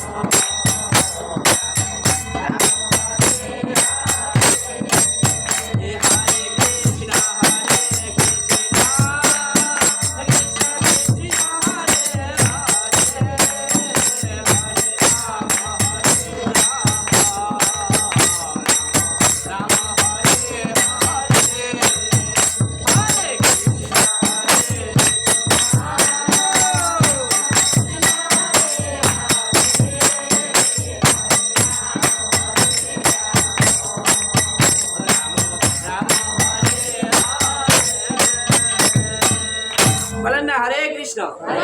কৃষ্ণ ভক্ত পাখি বললো আমি সাধুদের সঙ্গ করে এই গান করি। ওই খাঁচার ভিতরে পাখি শুনে বলে তৃপ্তি পেলাম ভালো। বলে আমি কি খাই জানো? তো মহাপ্রসাদ খাই, রেস্তোরাঁর কোনো খাবার এই স্বাদ নাই। বললেন পাবো কি করে এই খাবার? বলে রাখো, তুমি আমি কালকে তোমারে এই প্রসাদ তুমি খাঁচার ভিতর দা ঠোঁট বাইর করে দিবা, আমি কৃষ্ণ ভক্তের সঙ্গ করে প্রসাদ খাইয়ে আসার সময় ঠোঁটে করে একটু প্রসাদ দিব, তুমি খেয়ে দেখো কি অমৃত। বলেন না হরে। বলে তাই হবে।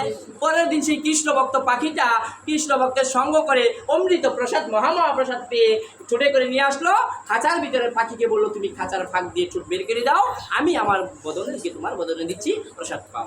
যখনই দিল ওই খাঁচার ভিতরে পাখি পেয়ে বলে অমৃত, আমি এই রাজার খাঁচার ভিতর থেকে কিভাবে বের হতে পারি? এখন কৃষ্ণ ভক্ত পাখিটা বুদ্ধি দিল। কৃষ্ণ ভক্ত বড় চতুর, কিভাবে বাঁচবে তুমি জানো?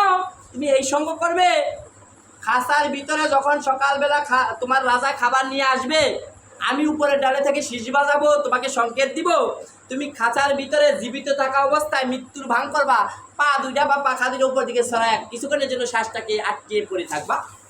রাজা তখন এসে দেখবো মরে গেছো ভাবে মায়া কান্না করে খাঁচার ভিতর থেকে তোমাকে ফেলে দিবে, তখন তুমি রাজাকে ফাঁকি দিয়া ঘুরে করে উড়ে যাবা। বলে পর দিবস এই কর্ম করলো। পাখিটা উপরে বসে রইলো। সকালবেলা রাজা খাবার নিয়ে আসতেছে, শীষ বাজালো কৃষ্ণ ভক্ত পাখি। খাঁচার ভিতরে পাখি যখন ডানা উপর দিকে দিয়ে সরিয়ে হাত পাও শুয়ে রইলো, রাজা দূর থেকে দেখে দেখে পাখিটা মরে গেছে, হাত পাও সরাইছে। কিছুক্ষণ মায়া কান্না করলো, আমি এত সুন্দর করে খাবার দিলাম আর পাখিটায় গান শোনাইলো, আমি আনন্দ পাইলাম, আজ থেকে আর আমাকে কে গান শোনাবে?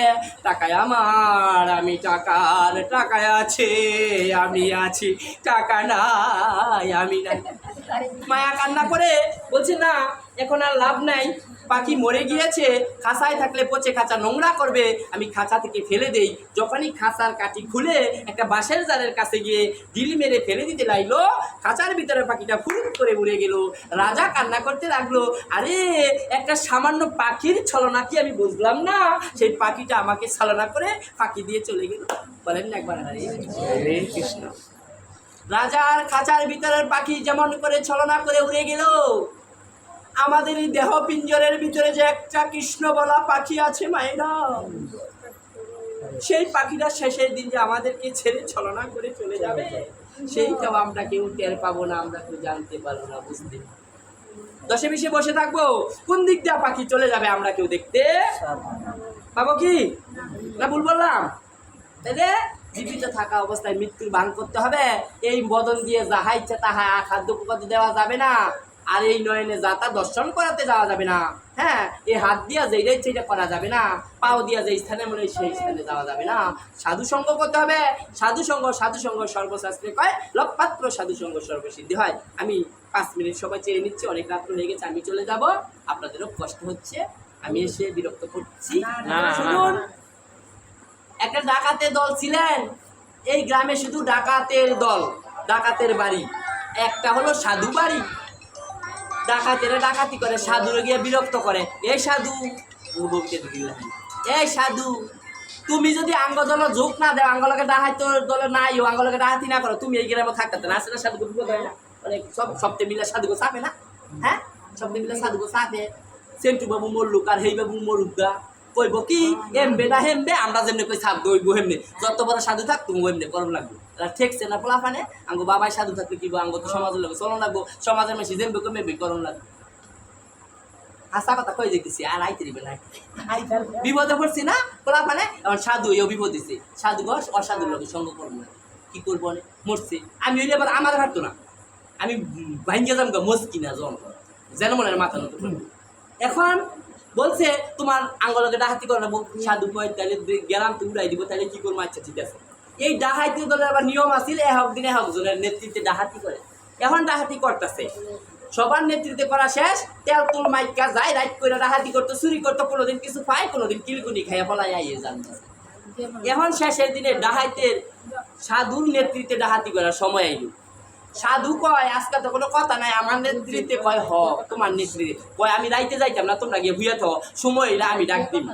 ওইটা কেমন কয় রাত কিরো গভীরতে অন্ধকারেতে গিয়ে ওই পাই না ধরা করলে ডরে বাঁচি না আর সাধু কয় ঘুমাইতাম হজা কইতাম না না খাই মনে লাগবো হাতি না করলে কয় যদি কিছু কম পাও আজকে আমার নেত্রীরা আমি বেশি করে দিব না কয় ঠিক আছে শুয়ে পড়ছে গিয়া যখন 3:30 বাজছে পরে কয় এ সবাই ওঠো সাধু ঘরে কিন্তু এই ডরে কেউ জাগাও দিতেছে ওই সাধু আজকে ঘুমাইতে দিব রাত 3টা 3:30টার সময় উদ্যোগ বালতি দেও কল দেও জল দেও স্নান করবো ঠালু ঠুলু করবো মন্দিরে গা কাশি ঘন্টা বাজাইবো 1 লাখ টাকা ঘুম দেখা নষ্ট করবো এই সাথে খাওয়া লাগবে জাগলাই দিতে পারে তাই না হ্যাঁ এখন কইতাছে যে আমরা তোমরা ভুইয়া করো 3:30 4টা বাজে বলে ডাকতেছে সবাই ওঠো উঠছে স্নান করো তাড়াতাড়ি এটা কি আনা সানে যাই ডাহাতি করতাম আবার তেল তুল মাইকে বলে স্নান করতাম আচ্ছা করতেছে নেতৃত্ব করবো কিছু নাই স্নান করবো এখন তো ডাহাতি করবো তিলক পরাইলো ধুতি পরাইলো মালা পরাইলো কয় অস্ত্র বন্দুক দাও চাও দিতাম না কেউ দিল মৃদঙ্গ কেউ দিল কাশি কেউ দিল করতাল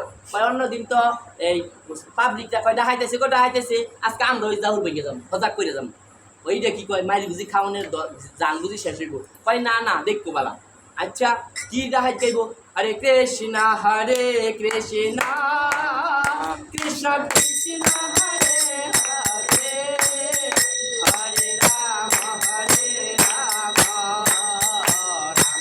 রাম হরে হরে এরকম যখন ডাক ভেঙে যাইতেছে রাজার বাড়ি কিনা জায়গাছে রাজা দোতলা থেকে রানী রে ডাহে এই শুনো সারা জীবন ডাহাইতের জ্বালায় থাকতে না সব রয়ে যায় গাঙ্গলে কাটতে ওই দেহ আজকে সাধু জ্বলাইছে আনো ডাক কেন কিবা হয়েছে দোতলা তুলছে নিয়া চরণদুলি করাইয়া বালা বালন্দ খাওন দিছে খাওন দিয়া কয় ওই রানী স্বর্ণ গয়না দান চাল যা আছে বস্তা বাস্তি কি রয়েছে বইরা দাও সব তো ডাহাইতে হরি নাই সাধু দিলে লস নাই দিয়ে দিয়ে দিল বস্তা বাস্তি বইটা অন্যদিন যা পায় তার ডাবল দিছে স্বর্ণ গয়না ডাবল দিছে এখন বন্ড পেরে দেখে অন্যদিন যা পাইছে আরো বেশি দিছে এখন কয় সারা জীবন এই রাত বিরাতে ডরায় সরায় ডাহাতি করে মাইল তেল কুনি খাইয়া পাইলাম না কিছু আর আজকে সাধু নেতৃত্বের ডাহাতি কইরা ডাবল পাইছি জীবনে যতদিন বাঁচি আঙ্গ নেতৃত্বের ডাহাতি করতাম না সাধু নেতৃত্বের ডাহাতি করে যাবো বেশি পাই আরো দিনের বেলা আরো গেলে বেশি দেয় সম্মান করে খাওয়াইলো তাইলে সাধু নেতৃত্বে ডাহাতি করবো আঙ্গ নেতৃত্বে আর করবো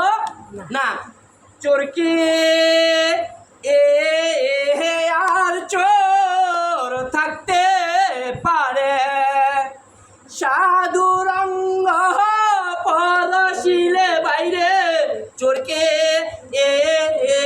আর চোর থাকতে পারে সৎ হয়ে যায় গো সৎ হয়ে যায় গো সৎ হয়ে যায় সাধু রঙ্গ পরশিলে সৎ হয়ে যায় গো সাধু রঙ্গ পরশিলে সৎ হয়ে যায় গো সাধু রঙ্গ পরশিলে সৎ হয়ে যায় গো সাধু রঙ্গ পরশিলে সৎ হয়ে যায় গো সৎ হয়ে যায় গো সৎ হয়ে যায় গো সৎ হয়ে যায় গো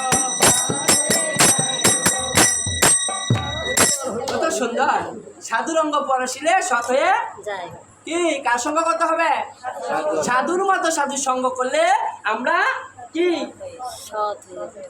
সৎ হতে পারবো তাই না তাই বলে সাধুরে যদি নিন্দা করি সাধুরে যদি দৌড়াই তাহলে পারবো না সাধুর কৃপা ভিন্ন হবে না ভগবান বলছে আমার হতে পারে নাম বলো নাম হতে পারে ভক্ত বড় ভক্ত হতে যেন ভক্তের চরণ ধুলি যেন আরো বড় আপনাদের মতো সাধুগুরু বৈষ্ণবের চরণ ধুলি লাগবে চরণ ধুলি না হলে ভগবানের কৃপা আরো ভগবান বলছে ওহে নারদ তুমি তো জানো না আমি যাহা কিছু না পারি আমার যারা একনিষ্ঠ ভক্ত আমার নাম তারা বদনটা করিতে তাদের বদনটা এমন হয়ে যায় আমি যেই কথা বললে ফলে না আমার ভক্তরা সেটা বললে ফলে যায় করে একবারে এই ভক্তমণ্ডলী আমি আপনাদের ভালো করে বুঝাতে পারবো না আমি আপনাদেরকে সেই জ্ঞান দান করতে পারবো না যে কথাগুলো আপনাদের সম্মুখে বললাম আপনারা আমার জন্য আশীর্বাদ করবেন আমার ছেলে মেয়ে স্ত্রী পুত্র পরিবার পরিজন পিতা মাতা আত্মীয় স্বজনকে নিয়ে যেন আমি পালন করার চেষ্টা করতে পারি আমি যতদিন দরাদামে থাকি যেন আপনাদের মতো সাধুগুরু বৈষ্ণবের চরণ ধুলি আমার এই পাপ দেহে লেপন